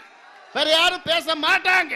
சட்டமன்றத்திலே யார் பேசுவா? இங்கே மேடையில் இருக்கின்ற நம்முடைய சட்டமன்ற சகோதரர்கள் தான் அங்கே சட்டமன்றத்தில் வண்டிகளுக்காக தனியாக இடஒதுக்கீடு கொடுக்கிறியா இல்லையா என்று சண்டை போட்டுக் கொண்டிருக்கின்றார். இந்த வன்னிய சமுதாயம் இன்றைய சூழ்நிலை, இன்றைய நிலைமை என்ன தெரியுமா? தாழ்த்தப்பட்ட தலித் சமுதாயத்தை விட மிகவும் பின்தங்கி இருக்கிறது இந்த வன்னிய சமுதாயம் இன்றைய சூழ்நிலை. இதுதான் உண்மை, இதுதான் உண்மை. இதற்கு வெட்கப்பட வேண்டும். இங்கே ஆட்சியாளர்கள் 63 ஆண்டு காலமாக நம்மளை ஏமாற்றிய ஆட்சியாளர்கள் எல்லாம் வெட்கப்பட வேண்டும். பாதாளத்தில் இருக்கின்ற இந்த சமுதாயத்தை தூக்கி நிறுத்த வேண்டும் என்று சொல்வது தவறா? இது எங்களுடைய உரிமை, இது எங்களுடைய உரிமை. எங்களுக்கு வாய்ப்பு கிடைக்கல, வாய்ப்பு எங்களுக்கு கொடுத்து பாருங்க. நாங்க சாதிக்கிறோமா இல்லையா நீங்க பாருங்க. சந்தர்ப்பத்தை கொடுத்து பாருங்க. நாங்கள் சாதிக்க பிறந்தவர்கள். இவற்றோடு வன்னியர் வாழ்வு நலம் மேம்பட 1988 SIS எனப்படும் சமூக முன்னேற்ற சங்கம் என்ற அமைப்பினையும் உருவாக்கினார். தமிழகத்தின் மிகப்பெரிய சமுதாயமாக விளங்குகின்ற வன்னிய இளைஞர்கள் மற்றும் மாணவர்களின் வழிகாட்டுதலுக்காக அவர்களை கல்வி, வேலைவாய்ப்பு மற்றும் பொருளாதாரத்தில் முன்னேற்றுவதற்காக மருத்துவர் ஐயா அவர்களால் உருவாக்கப்பட்ட அமைப்பு தான் இந்த சமூக முன்னேற்ற சங்கம் என்பது. சமூக முன்னேற்ற சங்கத்திலே மத்திய மாநில அரசு பணியாளர்கள் மற்றும் தனியார் நிறுவனங்களிலே பணியாற்றுகின்ற பணியாளர்கள், ஆசிரியர்கள், பேராசிரியர்கள், பொறியாளர்கள், மருத்துவர்கள் போன்றவர்கள் எல்லாம் இதிலே உறுப்பினர்களாக பணியாற்றி வருகின்றார்கள். இந்த அமைப்பு 1988 மருத்துவர் ஐயா அவர்களால் தொடங்கி வைக்கப்பட்டது. இன்றைக்கு 24 ஆண்டுகள் நிறைவு செய்திருக்கின்ற இந்த அமைப்பின் மூலமாக கல்வி வேலைவாய்ப்புகளிலே மிகப்பெரிய பணிகளை இந்த சமுதாயத்திற்காக சமூக முன்னேற்ற சங்கம் ஆற்றி வருகின்றது. கல்வி என்று எடுத்துக்கொண்டோமானால் 9வது படித்துவிட்டு 10ஆம் வகுப்பு செல்ல இருக்கின்ற மாணவர்களுக்கும், அதேபோன்று 12ஆம் வகுப்பு செல்ல இருக்கின்ற 11ஆம் வகுப்பு படிக்கின்ற மாணவர்களுக்கும் பயிற்சி வகுப்புகள் நடத்தி அடுத்து வருகின்ற பொதுத் தேர்வுகளை அவர்கள் எப்படி எதிர்கொள்வது என்பதை ஒரு முக்கிய காரணமாக வைத்து அவர்களுக்கு அந்த பயிற்சி எல்லா மாவட்டங்களிலும் ஏறத்தாழ 20 மாவட்டங்களிலே 100க்கும் மேற்பட்ட மையங்களிலே இந்த சிறப்பு பயிற்சி வகுப்புகள் நடத்தப்படுகின்றன. இது மட்டுமின்றி வன்னிய மாணவர்கள் அவர்களுடைய அந்த விடுமுறை காலங்களிலே கணினி பயிற்சி, தையர் பயிற்சி, தட்டச்சு பயிற்சி போன்ற பல்வேறு பயிற்சிகளை அவர்களுக்கு சமூக முன்னேற்ற சங்கத்தின் சார்பாக பல்வேறு மாவட்டங்களிலே அளிக்கப்படுகின்றது. இது மட்டுமின்றி பயிற்சி வகுப்புகள், அதாவது வேலை வாய்ப்புக்காக பல்வேறு அரசு, Tamil Nadu service commission, union public service commission, staff selection மற்றும் ரயில்வே, வங்கி போன்ற பணிகளுக்காக, வங்கித்துறையிலே பணியாற்றுவர்களுக்காக நடத்தப்படுகின்ற தேர்வுகளுக்கு எல்லா மாவட்டங்களிலும் அந்தந்த தேர்வுகள் நடைபெறுவதற்கு முன்பாக மாணவர்களிடமிருந்து நாங்கள் விண்ணப்பங்களை பெற்று ஒரு 2-3 மாவட்டங்களுக்கு ஒரு மையங்களை அமைத்து அந்த பகுதியில் இருக்கின்ற மாணவர்கள் அனைவரும் அங்கே பங்கு கொண்டு அந்த பயிற்சிகளை பெறுவதற்காக பயிற்சி வகுப்புகள் மிகச்சிறப்பாக நடத்தப்பட்டு இந்த வன்னிய இனத்தை சார்ந்த மாணவ மாணவியர்கள் பல்வேறு அரசு துறைகளிலும் பணியாற்றி வருகின்றனர் என்பது குறிப்பிடத்தக்கது. அதேபோன்று பொருளாதார முன்னேற்றம் என்று வருகின்ற பொழுது இந்த மாணவர்களுக்காக இங்கே படித்துவிட்டு வேலை இல்லாமல் இருக்கின்ற மாணவர்கள் சுயதொழில் செய்ய வேண்டும் என்பதற்காக தொழிலதிபர்கள் மற்றும் தொழில் முனைவோர்களை அழைத்து ஒரு கூட்டத்தை கூட்டி அங்கே பல்வேறு வேலை இல்லாமல் இருக்கின்ற இந்த வன்னிய இனத்தை சார்ந்த மாணவர்கள் மற்றும் இளைஞர்களிடமிருந்து விண்ணப்பங்களை பெற்று அதை அந்த தொழில் முனைவோரிடம் அளித்து அவர்களுக்கு வேலை வாய்ப்பு அளிப்பதற்கும் மற்றும் சுயதொழில் செய்வதற்குண்டான ஒரு வழிகாட்டுதலை அவர்கள் செய்வதற்கும் ஒரு முகாமினை ஏற்பாடு செய்து நடத்தப்பட்டு வருகின்றது. +2 மற்றும் 10ஆம் வகுப்பு பொதுத் தேர்வுகளிலே மிக அதிக மதிப்பெண்கள் 10ஆம் வகுப்பிலே 400க்கு மேலும் 12ஆம் வகுப்பிலே 1000க்கு மேலும் மதிப்பெண்கள் பெறுகின்ற மாணவ மாணவியர்களுக்கு பரிசளிப்பதை மருத்துவர் ஐயா அவர்கள் ஆண்டுதோறும் பரிசளித்து ஊக்குவிக்க வேண்டும் என்று தெரிவித்ததன் அடிப்படையிலே ஆண்டுதோறும் இவ்வாறான பரிசளிப்பு விழாக்கள் எல்லா மாவட்டங்களில் நடைபெறுகின்றன. ஆண்டுதோறும் 20 மாவட்டங்களிலே ஏறத்தாழ 25,000 மாணவர்களுக்கு பரிசளித்து ஊக்கப்படுத்தி வருகின்றோம். அந்த வகையிலே மாணவர்களுக்கு பரிசளிக்கின்ற தொகையின் மதிப்பை எடுத்துக்கொண்டாலும் கூட ஆண்டுதோறும் 25 லட்சத்துக்கும் அதிகமான பணத்தை செலவு செய்து அவர்களுக்கு பரிசளிப்புகள் நடத்தப்படுகின்றன. இந்த பரிசளிப்பு விழாக்கள் தொடர்ந்து கடந்த 23-24 ஆண்டு காலமாக நடைபெற்று வருகிறது என்பதை நான் குறிப்பிட விரும்புகின்றேன். அதனால் இவ்வாறாக மருத்துவர் ஐயா அவர்கள் இந்த பின்தங்கிய மாணவர்கள் கல்வி வேலை வாய்ப்பிலே நல்ல நிலையிலே முன்னுக்கு வர வேண்டும் என்று அவர்கள் பணித்ததன் அடிப்படையிலே தான் இந்த அமைப்பு சிறப்பாக செயல்பட்டு வருகின்றது. அதேபோன்று இந்த நிலையிலே மருத்துவர் சின்னையா அவர்கள் இந்த அமைப்புக்கு வழிகாட்டியாக இருந்து பல்வேறு உதவிகளையும் செய்து வருகின்றார்கள். இதனிடையே வன்னிய சமுதாயத்தின் வாழ்வு நிலை பற்றியும் அவர்களுக்கு இடஒதுக்கீட்டிற்கான அவசியம் பற்றியும் கையில் புள்ளி விவரங்களை எடுத்துக்கொண்டு ஒவ்வொரு அரசியல் தலைவர்களாக சந்திக்க படியேறி இறங்கினார் நம் ஐயா. ஆனால் அவர் சொன்னதை எவரும் காது கொடுத்து கேட்கவும் இல்லை, இந்த சமுதாயத்தின் மீது அக்கறை எடுத்துக் கொள்ளவும் இல்லை. பின்னர் இடஒதுக்கீடு கோரிக்கையை வலியுறுத்தி ஐயாவின் தலைமையில் ஒவ்வொரு மாவட்டத்திலும் மாநாடுகள், ஊர்வலங்கள், பொதுக்கூட்டங்கள் நடத்தப்பட்டன. ஒவ்வொரு மாநாட்டிலும் இடஒதுக்கீடு கோரிக்கை தீர்மானமாகி அதன் நகல்கள் அனைத்து அரசியல் தலைவர்களுக்கும் ஆணையங்களுக்கும் அனுப்பப்பட்டன.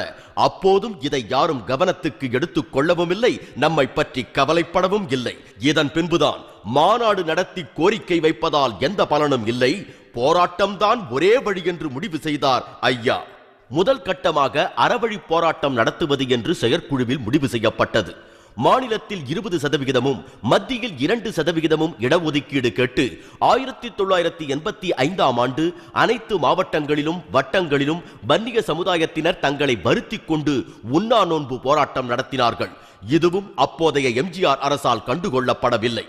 தொடர்ந்து சங்க மாநாடுகள், பொதுக்கூட்டங்கள், பொதுக்குழுக்கள் என்று ஒரு நாள் கூட ஓய்வில்லாமல் ஐயா எடுத்த முடிவினை வலுப்படுத்துவதற்காக நிகழ்ச்சிகளில் கலந்து கொண்டார். இதன் பின் அரசு தங்களை தொடர்ந்து வஞ்சித்து வருவதை உணர்த்த மார்ச் 15, 1986 பட்டை நாம போராட்டம் நடத்துவது என முடிவு செய்யப்பட்டது. போராட்டத்தில் நமது ஐயா மற்றும் வன்னிய சங்க தலைவர் சா. சுப்பிரமணியம் உள்பட அனைத்து வன்னிய மக்களும் மாணவர்களும் நெற்றியிலும் நெஞ்சியிலும் நாமப்பட்டை போட்டுக்கொண்டு சென்னை சாலைகளில் ஊர்வலம் வந்தார்கள். இதன் பின்னும் அரசு எந்த முடிவுக்கும் வராமல் போகவே மே 6, 1986 ஒரு நாள் சாலை மறியல் போராட்டம் நடத்துவதென பொதுக்குழுவில் முடிவு செய்யப்பட்டது. மற்ற போராட்டங்களை வேடிக்கை மட்டும் பார்த்துக் கொண்டிருந்த அரசு இந்த போராட்டத்தை நடத்த விடாமல் ஒடுக்குவதற்காக வன்னியர் சங்க முன்னோடிகள் அனைவரையும் கைது செய்து சிறையில் அடைத்தது. என்றாலும் உணர்வு வேகம் கொண்டிருந்த வன்னிய இன மக்களை அத்தனை சுலபமாக அரசால் ஒடுக்கிவிட முடியவில்லை. அனைத்து சாலைகளிலும் தலைவர்கள் இல்லாமலே மக்கள் குடும்பமாக வந்து அமர்ந்து மறியல் செய்தார்கள். போக்குவரத்துகள் அனைத்தும் நிறுத்தப்பட்டன. மறியல் செய்தவர்கள் கைது செய்யப்பட சிறைகள் நிரம்பி வழிந்தன. அன்றுதான் வன்னிய இன மக்களின் உணர்வு என்னவென்று அடுத்தவர்களுக்கு புரிந்தது. ஆனால் அரசு மட்டும் இதை புரிந்து கொள்ள மறுத்து அலட்சியம் செய்தது. 1986 ஆகஸ்ட் 19 அடுத்த கட்டமாக மத்திய அரசுக்கே நேரடியாக தங்கள் உணர்வை புரிய வைக்க மாநிலம் முழுவதும் ரயில் மறியல் போராட்டம் நடத்தப்பட்டது. அப்போது மக்கள் திரள் திரளாக சென்று மறியல் போராட்டத்தில் கலந்து கொண்டார்கள். போராட்டத்தை அச்சுறுத்தி ஒடுக்குவதற்காக கும்மிடிப்பூண்டியில் காவல்துறை துப்பாக்கி சூடு நடத்தியது. பலர் காயமடைந்தார்கள். மற்றொரு நடவடிக்கையாக ஐயா உள்பட அனைத்து தலைவர்களும் கைது செய்யப்பட்டு மீண்டும் சிறையில் அடைக்கப்பட்டார்கள்.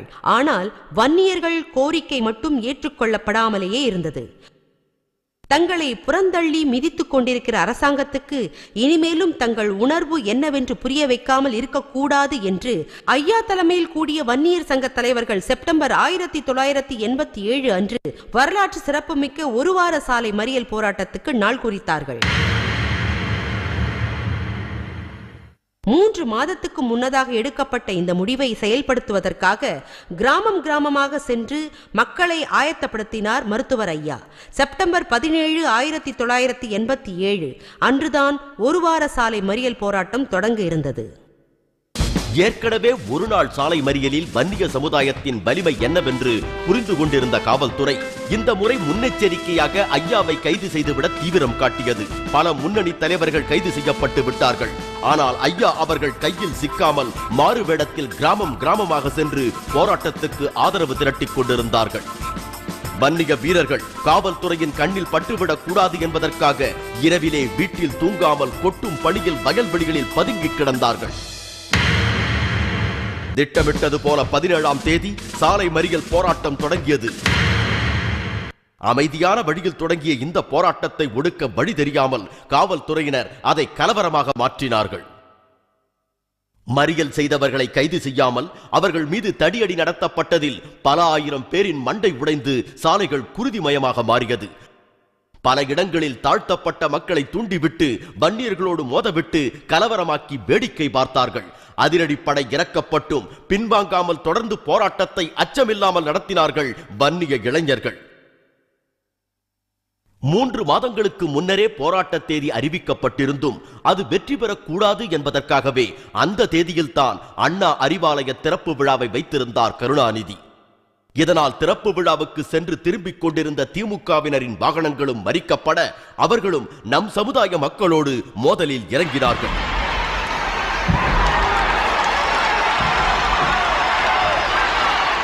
வன்னிய சமுதாயத்தின் ஆதரவால் வளர்ந்த இருபெரும் கட்சிகளும் வன்னியர்களின் உணர்வு போராட்டத்தை ஒடுக்குவதற்கு முனைப்போடு பல வழிகளில் முயன்றன. சில ஆதி திராவிடர் வீடுகள் திட்டமிட்டு கொளுத்தப்பட்டு பழி வன்னியர்கள் மீது போடப்பட்டது. இதனால் சில இடங்களில் சகோதர உணர்வோடு வாழ்ந்த இரு சமுதாய மக்களுக்கிடையில் மோதல் ஏற்பட்டது. ஆனால் எத்தனை முயன்றும் சாலை மறியல் போராட்டம் மட்டும் திட்டமிட்டபடி நீடித்துக் கொண்டிருந்தது. போர் என்று வந்தால் வெற்றியை தவிர வேறு எதையும் விரும்பாத நம் சமுதாய மக்கள் சாலை ஓரத்திலேயே தங்கி சமைத்து சாப்பிட்டுக் கொண்டு மறியலை தொடர்ந்தார்கள். காவல்துறை முன்னின்று வாகனங்களை இயக்க முயன்று பார்த்தும் முடியாமல் போனது. வன்னியர்கள் கொந்தளித்தால் என்ன நடக்கும் என்பதை அப்போதுதான் நாடே புரிந்து கொண்டது. ஆனால் அரசு மட்டும் அதை புரிந்து கொள்ள மறுத்து காவல்துறை மூலம் அடக்குமுறையை ஏவிவிட்டது. காவல்துறையும் தன் பலத்தை காட்டுவதற்காக மறியல் செய்தவர்கள் மீது துப்பாக்கி சூடு நடத்தி பயமுறுத்தி பார்த்தது. மிக பின்தங்கிய ஒரு சமுதாயம் தங்கள் உரிமைக்காக போராடியதற்கு பரிசு துப்பாக்கி குண்டுகள். ஆனால் காக்கை குருவிகள் அல்லவே நாம். அதை பார்த்து கலைந்து சிதறி போவதற்கு வாளையும் வேலையும் களத்தில் கண்ட வம்சம் அன்று துப்பாக்கி குண்டுகளையும் எதிர்கொள்ள துள்ள துடிக்க பல வன்னிய இளைஞர்கள் கொல்லப்பட்டார்கள். 4 பேர் பலி, 8 பேர் பலி என்று ஆங்காங்கே செய்திகள் காட்டுத்தீ போல பரவ போராட்டத்தின் வேகம்தான் அதிகரித்ததை தவிர குறைந்து விடவில்லை. வாழ்வா சாவா என்ற முடிவோடு களம் இறங்கிய வன்னிய மக்கள் பல இடங்களில் மரங்களை சாலைக்கு குறுக்கே வெட்டி போட்டு போக்குவரத்து தொடர முடியாதபடி செய்தார்கள். சென்னை தஞ்சை சாலையில் உள்ள காடுவெட்டி மேம்பாலம் தகர்த்தெறியப்பட்டது. காவல்துறையும் தன் அடக்குமுறை தாக்குதலை தொடர்ந்து கொண்டிருக்க துப்பாக்கி கொண்டு ஏந்தி வீரமரணம் அடைந்த வன்னியர்கள் எண்ணிக்கை 1 அல்ல 2 அல்ல 21. ஆம், லட்சிய வேகத்தோடு தங்கள் உரிமைகளை வென்றெடுக்க புறப்பட்டவர்களில் 21 பேர் அடக்குமுறை விளைவால் துப்பாக்கி குண்டுகளுக்கு இரையாகி போனார்கள். இன்னுயிர் தந்து இனமானம் காத்த வன்னியர் குல சிங்கங்களே, எண்ணிய செயலை எண்ணிய படியே நடத்தி முடித்த தங்கங்களே, எங்கள் வன்னியர் சங்கத்தின் அங்கங்களே.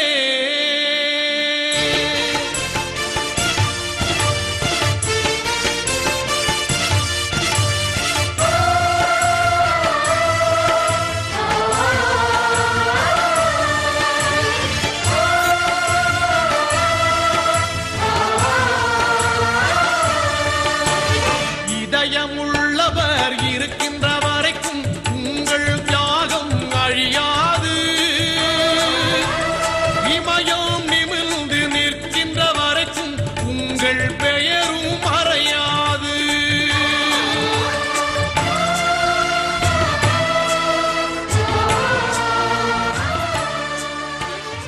எங்க அப்பா முனுசாமி நாயக்கர் 7 நாள் சாலை மறியல் தொடர் போராட்டத்தில் ரட்டமுடன் துபாய்க்கடி. இடஒதுக்கீடு என்பது இங்கே இயற்கை கொடுத்த வரமல்ல, உங்கள் 21 உயிர்களை உரமாய் தந்துதானே வந்தது.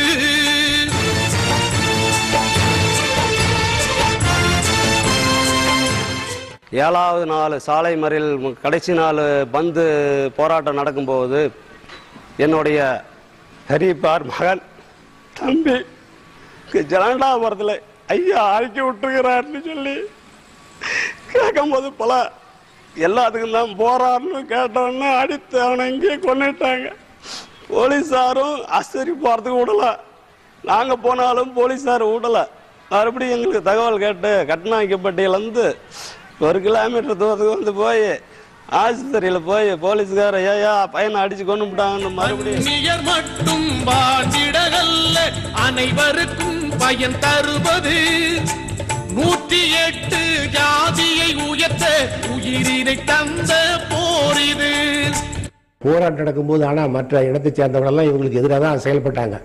ஏன்னா அடிக்கும்போது எல்லாரும் அடின்னு சொன்னாங்களே தவிர அடிக்காதுன்னு சொல்லலை யாரும். ஆனால் அந்த அனுபவிக்கிறது போது எல்லாரும் தான் அனுபவிக்கிறாங்க. அந்நியர்கள் மட்டும் அனுபவிக்கல, வன்னியரோடு சேர்ந்து பிற்பட்ட இனம் அத்தனையும் அனுபவிக்கிறார்கள்.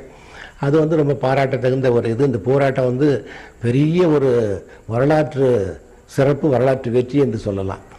ஏன்னா இந்த போராட்டம் மட்டும் நடக்கலன்னா தன்னுடைய ஜாதி சொல்லிக்கவே வெக்கப்பட்டு இருந்தாங்க. எனக்கு தெரிந்து சாதி சொல்றது கூட வெக்கப்படுவாங்க. அப்படி இருந்தாங்க. அவ்வளோ கீழ்நிலையில் இருந்தவங்கெல்லாம் இன்னைக்கு மேல்நிலைக்கு வரதுக்கு காரணமாக இருந்தது இந்த போராட்டம், இந்த ஒதுக்கீடு, இது 2 தான். எல்லா பதவியும் எல்லா சாதிக்கும் நீங்கள் வரமாய் தந்தது ஐயா. ஏற்றிய விளக்கின் வெளிச்சத்தில் தானே சமதர்மம் இங்கே பிறந்தது.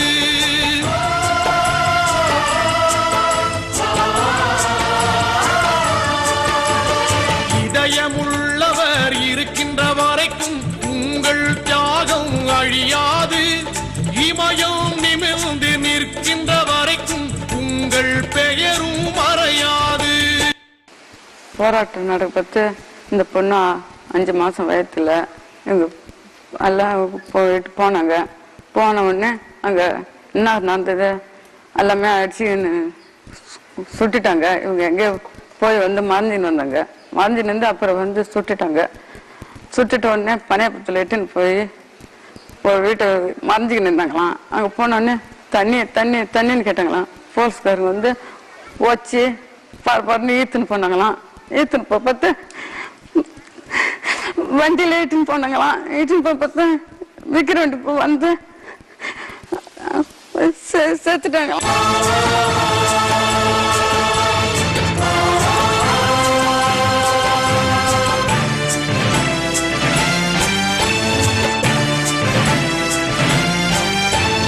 கண்ணியம் மிகுந்த ஐயாவின் கருவிழி அசைந்து வருகின்ற பாதையில் உடல் பொருள் சொந்த உயிரையும் தந்தது வன்னியர் குலத்தின் வீரர்களே.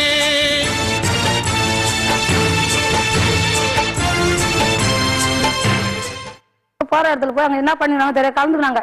அந்த கலந்துக்கும் போது போலீஸ்காரர் என்ன பண்ணாரு, துப்பாக்கியால சுட்டுட்டாங்க. சுட்ட உடனே எனக்கு நான் வீட்டில் இருக்கிறேன் அங்கேருந்து வந்து இது மாதிரி உங்கள் வீட்டுக்காரர் இறந்துட்டார் சுட்டாங்க சுட்டு போட்டுன்னு சொன்னாங்க. நான் குடுக்கணும் ஓடி பாட்டில் தண்ணி எடுத்துன்னு போனேன். அந்த தண்ணி கூட கொடுக்கூடாதுன்னு சொல்லிட்டு என்னை தெருத்தி அடித்து ஓடி அந்த தள்ளிட்டாங்க அந்த போலீஸ்காரர். அதோட நான் வந்து வீட்டில் இருந்துட்டேன். மறுபடியும் என்ன பண்ணாங்க, ஆஸ்பத்திரிக்கு தூக்கி போட்டுன்னு போனாங்க. போகும்போது நாங்கள் போகிறதுக்காட்டியும் வண்டியிலே தூக்கி போட்டுன்னு போயிட்டாங்க. அதோட நான் வீட்டிலே வந்து கட்டி கிடந்தேன். எனக்கு எங்கள் 2 குழந்தைங்களை விட்டு போனால் நல்லா அந்தராஜா நிற்கிறேன். அதனால ஐயா பார்த்து தான் அந்த தலைமையில எங்களுக்கு கஞ்சி ஊற்றின்னு வராங்க. 3% மட்டுமே ஒதுக்கி முழுவதும் சுரண்டிய கூட்டத்தில் முதுகு எலும்பை உடைத்து எரிந்தது வன்னியர் குலத்தின் வீரர்களே. தன்மானம் காத்த தமிழ்மானம் காத்த உங்கள் தியாகம் பெரியது. அந்த தியாகம் தானே வன்னிய மக்களை நாடாளும் படியாய் செய்தது. போராட்டத்துக்கு போனாங்க. போகக்குள்ள வந்து சுட்டுட்டோம் நாங்கள் போலீஸுக்காரு சொல்லக்குள்ள நீ சுட்டாலும் சுடு நானுங்க தான் வந்து எல்லாம் மறிப்பு பண்ணிட்டு எல்லாம் கும்பலாக ஓடினாங்க. ஒரு 1000 பேர் ஆட்டம் போகக்குள்ள எல்லாம் ஓடிட்டாங்க. இவர் ஆட்டுக்குனாரு. ஆட்டுக்கும் சுட்டாங்க. சுட்டதும் உடனடியே நான் போய் பார்க்கறதுக்கு ஓடினேன். விட மாட்டேன்ட்டாங்க. துப்பாக்கிகளை போயிட்டு ஒன்று சுட்டுடுன்னு சொன்னானுவ. என்னை சுட்டாலும் சுடுங்க, நான் எங்கள் வீட்டுக்கார பார்க்கணும்னு சொன்னேன். இது மாதிரி போயிட்டு வாசலில் போட்டானுவ.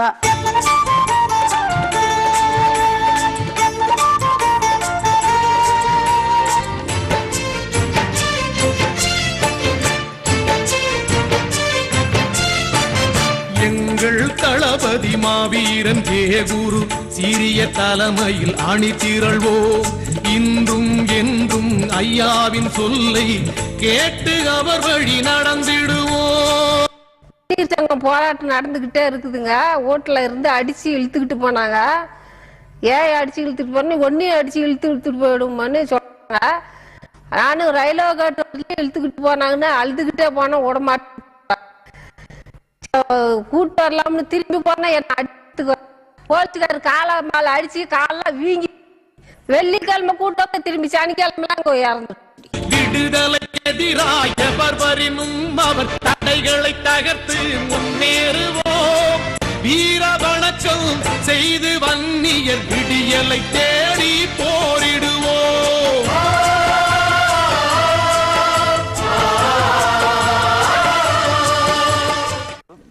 முறை கேஸு ஒரு 20 முறைக்கு மேல நான் கேஸுக்கு போயிருக்கிறேன். ஒரு 60-70 கேஸ் இல்லை. அதுல 307 மட்டும் ஒரு 15 307 இருக்குங்க. பல பஸ் ரிப்பேர்ச்சுங்க. அதுல ரகுபதிங்கிற தம்பியை வந்து குண்டாசு போட்டாங்க. ஐயா தாங்க அதை காப்பாற்றி விட்டாரு. ஐயா கிட்ட வந்து ஐயா மேலே குண்டாசு போட்டாங்க. ஐயா காப்பாற்றி விட்டாரு. வந்து எம்ஜி மேல குண்டாசு போட்டாங்க. ஐயா காப்பாற்றி விட்டாரு. 2 முறை கண்டதும் சுட சொல்லி 2 முறை காலனி பிரச்சனையும் போது வந்து வன்னி சங்க பிரச்சனையும் போது பிடிச்சி போட்டதுனால அப்பப்போ போய் ஜெயில் சேலம் மத்திய சிறையில் வந்து அடைச்சிடுவாங்க. அடிக்கடி பிடிச்சி போட்டுக்கிறதுனால நான் அண்ணா கவரே போடலைங்க. 15 வருஷமா அண்ணா கவர் கூட போடலை. ஏன்னா சும்மா பிடிச்சிட்டு போறோம். அங்கே போய் அண்ணா கவர் அவுத்துக்கிட்டு என்னத்துக்குன்னு சொல்லி இப்போதாங்க போராட்டம் ஐயா இல்லைன்னாரு. அதுக்கு பிறகுதான் நான் அண்ணா கவரே போட்டுக்கிட்டு இருக்கிறேன். இதயமுள்ளவர் இருக்கின்ற வரைக்கும் உங்கள் தியாகம் அழியாது. இமயம் நிமிர்ந்து நிற்கின்ற வரைக்கும் உங்கள் பெயரும் மறையாது. இதயமுள்ளவர் இருக்கின்ற வரைக்கும் உங்கள் தியாகம் அழியாது. இமயம் நிமிர்ந்து நிற்கின்ற வரைக்கும் உங்கள் பெயரும் மறையாது. உயிர் வாழ்வதற்கு மட்டுமல்ல, இனம், மொழி, தேசம் காக்கும் போர் என்று வந்தால் இழப்பதற்கும் தான் என்று நிரூபித்து உயிர் விட்ட அவர்களின் அந்த தியாகத்தை போற்றும் வகையில் நினைவு தூண் அமைத்து ஒவ்வொரு வருடமும் செப்டம்பர் 17 அன்று மலர் வளையம் வைத்து வணங்கி வருகிறோம். செப்டம்பர் 17 இருந்து 23 வரை தியாகிகளின் நினைவு நாளாகவும் போற்றப்படுகிறது. உயிர் தியாகம் செய்தவர்களின் குடும்பங்களுக்கு உதவிகள் வழங்கியதோடு அவர்கள் பெயரில் அறக்கட்டளை ஒன்றையும் சமுதாயத்திற்கு பயன்படும் வகையில் நம் மருத்துவர் ஐயா தொடங்கியுள்ளார். இன்றளவும் சங்க மாநாடுகள் அவர்கள் நினைவினை போற்றிய பின்னரே தொடங்கப்படுகிறது. ஆனால் இத்தனை இழப்புகளுக்கு பின்னரும் நமக்கு இடஒதுக்கீடு கிடைத்ததா என்றால் இல்லை. மீண்டும் டிசம்பர் 12, 1988 அன்று மண்டல் குழு பரிந்துரைகளை நிறைவேற்ற கோரி ஒரு நாள் சாலை மறியல் போராட்டமும் கடை அடைப்பும் நடத்துவதென்று தீர்மானிக்கப்பட்டது. ஏற்கனவே நமது போர்க்குணத்தை அறிந்து அனுபவப்பட்டிருந்த அரசு இந்த முறை தானாகவே அரசு வாகனங்களை நிறுத்திக் கொண்டது. இதன் பின் இந்த அரசாங்கத்தை நம்பி பலனில்லை என்று புரிந்து 1989 வந்த தேர்தலை புறக்கணிப்பது என்று முடிவு செய்யப்பட்டது. நடைபெற இருந்த தேர்தலுக்காக எந்த வேட்பாளர்களும் கிராமங்களில் நுழைந்து வாக்கு சேகரிக்க முடியாத நிலை ஏற்பட்டது.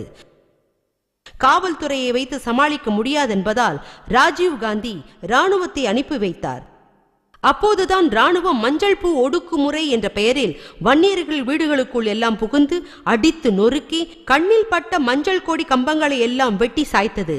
என்றாலும் அப்போதைய தேர்தலை வன்னியர்கள் புறக்கணிப்பு செய்தனர். இதனால் மாநிலத்தில் திராவிட முன்னேற்ற கழகம் வெற்றி பெற்று கருணாநிதி முதலமைச்சரானார். வன்னியர்கள் பிரச்சனைக்கு ஒரு முடிவு காணவில்லை என்றால் நாம் நிரந்தரமாக ஆட்சி செய்ய முடியாது என்பதை புரிந்து கொண்ட கருணாநிதி 1989 வன்னியர்கள் கேட்ட இடஒதுக்கீட்டினை கொடுத்துவிடும் முடிவுக்கு வந்தார். என்றாலும் அதன் பலனை வன்னியர்கள் அனுபவிக்க முடியாதபடி 108 சாதிகளை உள்ளடக்கி மிகவும் பிற்படுத்தப்பட்டோருக்கு 20% இடஒதுக்கீட்டினை வழங்கினார். 1980 தொடங்கி 89 வரை 10 ஆண்டுகள் போராட்டம் நடத்தியும் நம் இனத்துக்கென்று தனி இடஒதுக்கீட்டினை பெற முடியாமல் போனது. மத்திய அரசாங்கத்தை பொறுத்தவரை பிற்படுத்தப்பட்டோர் மற்றும் மிக பிற்படுத்தப்பட்டோருக்கு 1993 வரை இடஒதுக்கீடு இல்லை. அவர்கள் ஓசி எனப்படும் பொது பிரிவினராகவே கருதப்பட்டு வந்தனர். 1978 மொரார்ஜி தேசாய் பிரதமராக இருந்தபோது சமூக மற்றும் பொருளாதார ரீதியில் பின்தங்கிய மக்களை அடையாளம் காண்பதற்காக பிந்தேஸ்வரர் பிரசாத் மண்டல் என்பவர் தலைமையில் 2வது அகில இந்திய பிற்படுத்தப்பட்டோர் குழு அமைக்கப்பட்டது. அதன் அடிப்படையில் ஆய்வினை செய்து முடித்த மண்டல் குழு 1980 தனது அறிக்கையை மத்திய அரசுக்கு சமர்ப்பித்தது. மத்திய அரசு மற்றும் பொதுத்துறை நிறுவனங்களிலும் உயர்கல்வி நிறுவனங்களிலும் ஓபிசி எனப்படும் இதர பிற்படுத்தப்பட்டோர் பிரிவினருக்கு 27% இடஒதுக்கீடு வழங்க வேண்டும் என்று அந்த அறிக்கையில் கூறப்பட்டிருந்தது. ஆனால் 10 வருட காலம் இந்த பரிந்துரை மீது எந்த நடவடிக்கையுமே எடுக்கப்படவில்லை. பின்பு 1990 பிபி சிங் பிரதமரான போதுதான் இதை செயல்படுத்தும் நடவடிக்கை மேற்கொள்ளப்பட்டது. இதர பிற்படுத்தப்பட்டோர் பிரிவுக்கு 27% இடஒதுக்கீடு வழங்குவது என்ற முடிவை உயர் சாதிக்காரர்களால் ஏற்றுக்கொள்ள முடியவில்லை. எதிர்ப்புகள் எழுந்தபோதும் எடுத்த முடிவில் உறுதியாக இருந்த காரணத்தால் தன் ஆட்சியையே இழந்தார் பிபி சிங். பின்பு நீதிமன்றத்தில் வழக்கு நடந்து 1993 ஆண்டில் இருந்து இடஒதுக்கீடு முறை அமல்படுத்தப்பட்டு வருகிறது. இந்த இடஒதுக்கீடும் வேலைவாய்ப்பில் மட்டும்தானே தவிர கல்வியிலே கிடையாது. பாராளுமன்றத்தில் தொடர்ந்து ஐயா தலைமையில் போராடிய பின் கல்வியிலும் இடஒதுக்கீட்டுக்கு வழி செய்யும் மசோதா பாராளுமன்றத்தில் நிறைவேற்றப்பட்டு விட்டது. ஆனாலும் இதை செயல்படுத்த விடாமல் முன்னேறிய வகுப்பினர் தாங்களே அனைத்தையும் அனுபவிக்க தொடர்ந்து சதி செய்து எதிர்த்து வருகின்றனர். ஐயாவும் பிற முன்னணி தலைவர்களோடு கலந்து ஆலோசித்துக் கொண்டு தொடர்ந்து நம் பாராளுமன்ற உறுப்பினர்களுடன் டெல்லி சென்று போராடி வருகிறார்கள். இதிலும் வெற்றி கிடைக்கப் போகும் நாள் அதிக தொலைவில் இல்லை. தொடர்வண்டியில் படுத்து கிடக்கிறவனுக்கு உட்கார இடம் கேட்டு வருகிறவனை பார்த்தால் எரிச்சலாக இருக்கும். அதை போலத்தான் சலுகைகளை இத்தனை காலம் அனுபவித்துக் கொண்டிருக்கிறவர்களுக்கு நாம் இடஒதுக்கீடு கேட்டதும் எரிச்சல் வருகிறது. என்றாலும் நமக்கு உரிய பங்கினை ஐயாவின் வழிகாட்டுதலால் பெறுவோம், பெற்றே தீருவோம் என்பது உறுதி. வந்தவர்களும் சென்றவர்களும் எத்தனையோ பேர். ஆனால் இந்த வன்னிய சமுதாயம் ஒன்றுபட்டதும் இன்று வென்று நிற்பதும் ஐயா என்ற ஒரு தனி மனிதரின் கடும் உழைப்பால் தான். இனி முன்னேற்றமே இல்லை, அழுத்தப்பட்ட சமுதாயம் தான் இது, வீழ்த்தப்பட்ட சமுதாயம் தான் இது என்ற ஒரு நிலையில இருந்து எங்களுக்கும் வாழ்வு உண்டு, எங்களுக்கு விடியல் உண்டு. அந்த விடியலை உருவாக்கக்கூடிய ஒருவர் பிறப்பது உண்டு. அவருக்கு பெயர்தான் டாக்டர் ராமதாஸ்.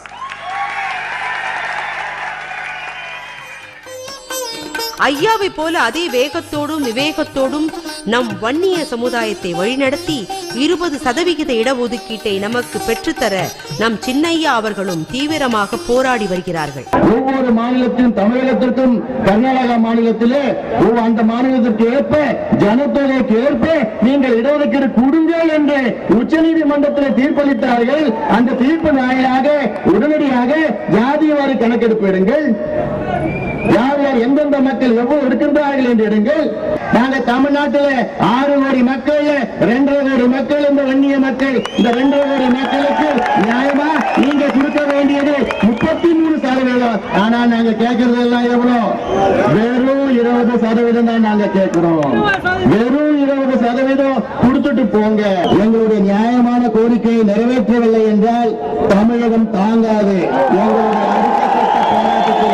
தமிழகம் தாங்காது. ஒரு நாள், ஒரு வாரம், ஓராண்டு அல்ல, இது தேவைப்பட்டால் 7 ஆண்டு காலம் சிறைக்கு செல்ல இந்த அன்புமணி அடித்தளத்தில் இருக்கின்ற வன்னிய சமுதாயத்தை நிச்சயமாக நான் முன்னேற்றியே தீர்வேன். எத்தனை போராடி இடஒதுக்கீட்டை பெற்றாலும் அதை பயன்படுத்திக் கொள்ள நமக்கு கல்வி தகுதி வேண்டாமா? வன்னிய சமுதாயத்தினர் அதனையும் பெற தாயுள்ளத்தோடு சிந்தித்த ஐயாவின் கடும் உழைப்பாலும் முயற்சியாலும் உருவானதுதான் கோனேரி குப்பத்தில் எழுந்துள்ள கல்வி கோவில்.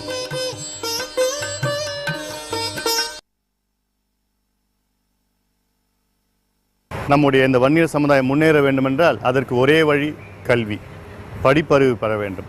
அதற்காகத்தான் நம்முடைய இனமான காவலர் மருத்துவர் ஐயா அவர்கள் வன்னியர் கல்வி அறக்கட்டளையை தொடங்கி அந்த அடிப்படையிலே ஒவ்வொரு ஊராக, ஒவ்வொரு கிராமமாக, ஒவ்வொரு நகரமாக, ஒவ்வொரு மாவட்டமாக கல்வி நிறுவனங்கள், கல்வி ஸ்தாபனங்களை தொடங்க வேண்டும் என்று நோக்கி அதற்கு முன்னோட்டமாக இந்த சென்னை தேசிய நெடுஞ்சாலையிலே கோனேரி குப்பம் என்ற கிராமத்திலே 250 ஏக்கர் நிலப்பரப்பிலே வன்னியர் கல்வி அறக்கட்டளை சார்பாக இந்த அழகிய வளாகத்தை தொடங்கியிருக்கின்றார்கள்.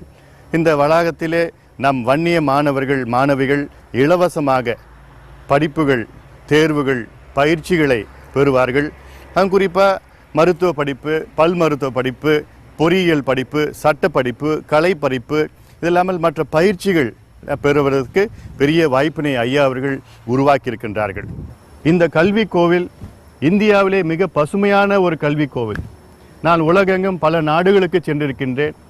முன்னேறிய நாடு அமெரிக்கா போன்ற நாடுகளுக்கு சென்று அங்கே பார்க்கின்ற வளாகத்தை விட இந்த ஒரு கல்வி கோவில் மிக பசுமையான, மிக நவீனமாக, மிக பிரம்மாண்டமாக ஒரு கல்வி கோவிலை ஐயா அவர்கள் நம் சொந்தங்களுக்கு, கிராமங்களிலே வாழ்கின்ற நம் சொந்தங்களுக்கு இலவசமாக பயிர வேண்டும் என்று, இலவசமாக பயில வேண்டும் என்ற நோக்கத்திலே இதை கட்டியிருக்கின்றார். ஐயாவும் நம்முடைய அன்னை அவர்களும் ஒவ்வொரு செங்கலாக இந்த கல்வி கோவிலை உருவாக்கியிருக்கின்றார்கள்.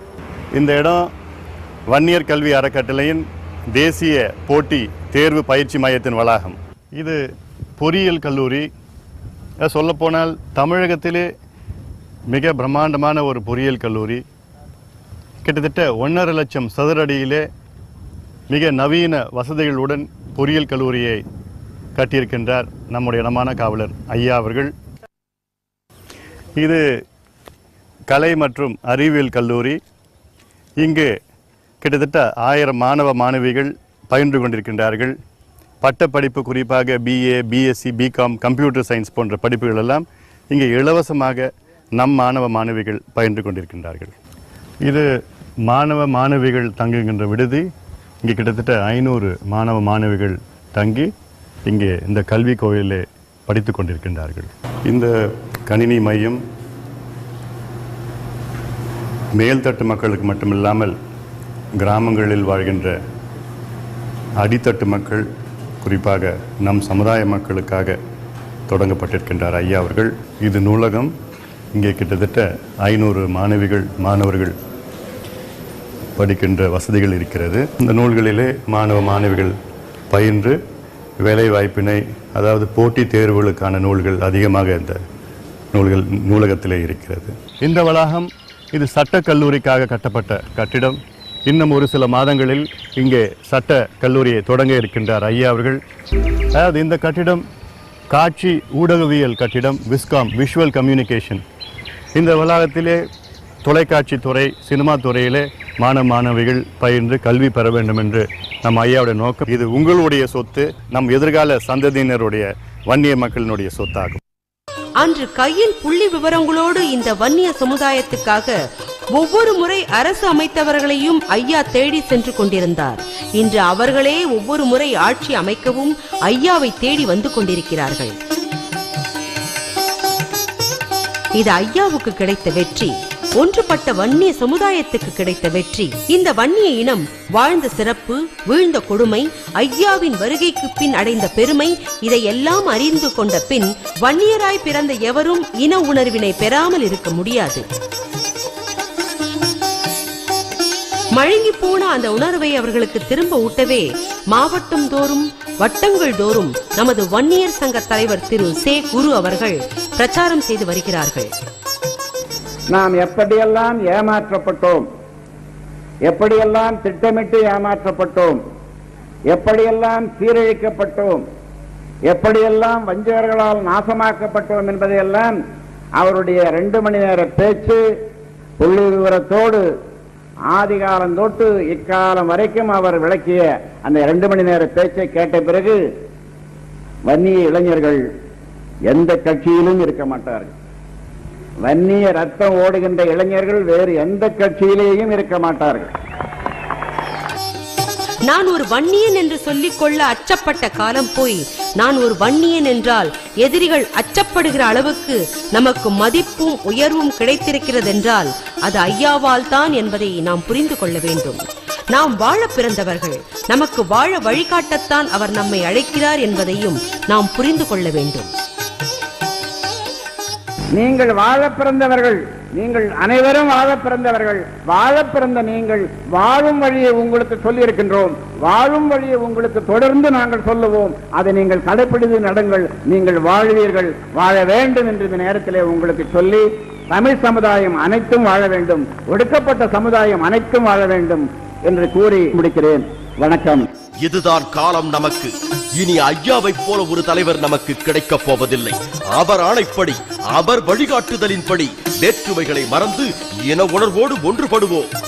இன உணர்வு கனலென மூளட்டும், லட்சிய வெறியில் நரம்புகள் இருகட்டும். இத்தனை நாள் கவர்ச்சி மாயையில் மூடிக்கிடந்த அறிவு கண்கள் திறந்து சிவக்கட்டும். நாளை நாம் வாழப்போகிறோம், அதற்கு நாமே இந்த நாட்டை ஆளவும் போகிறோம். தாய் வீடும் தாய் நாடும் ஒளியில் மிதக்கும் தலைவர் என்றால் ஐயாவையே எண்ணிட தோன்றும்.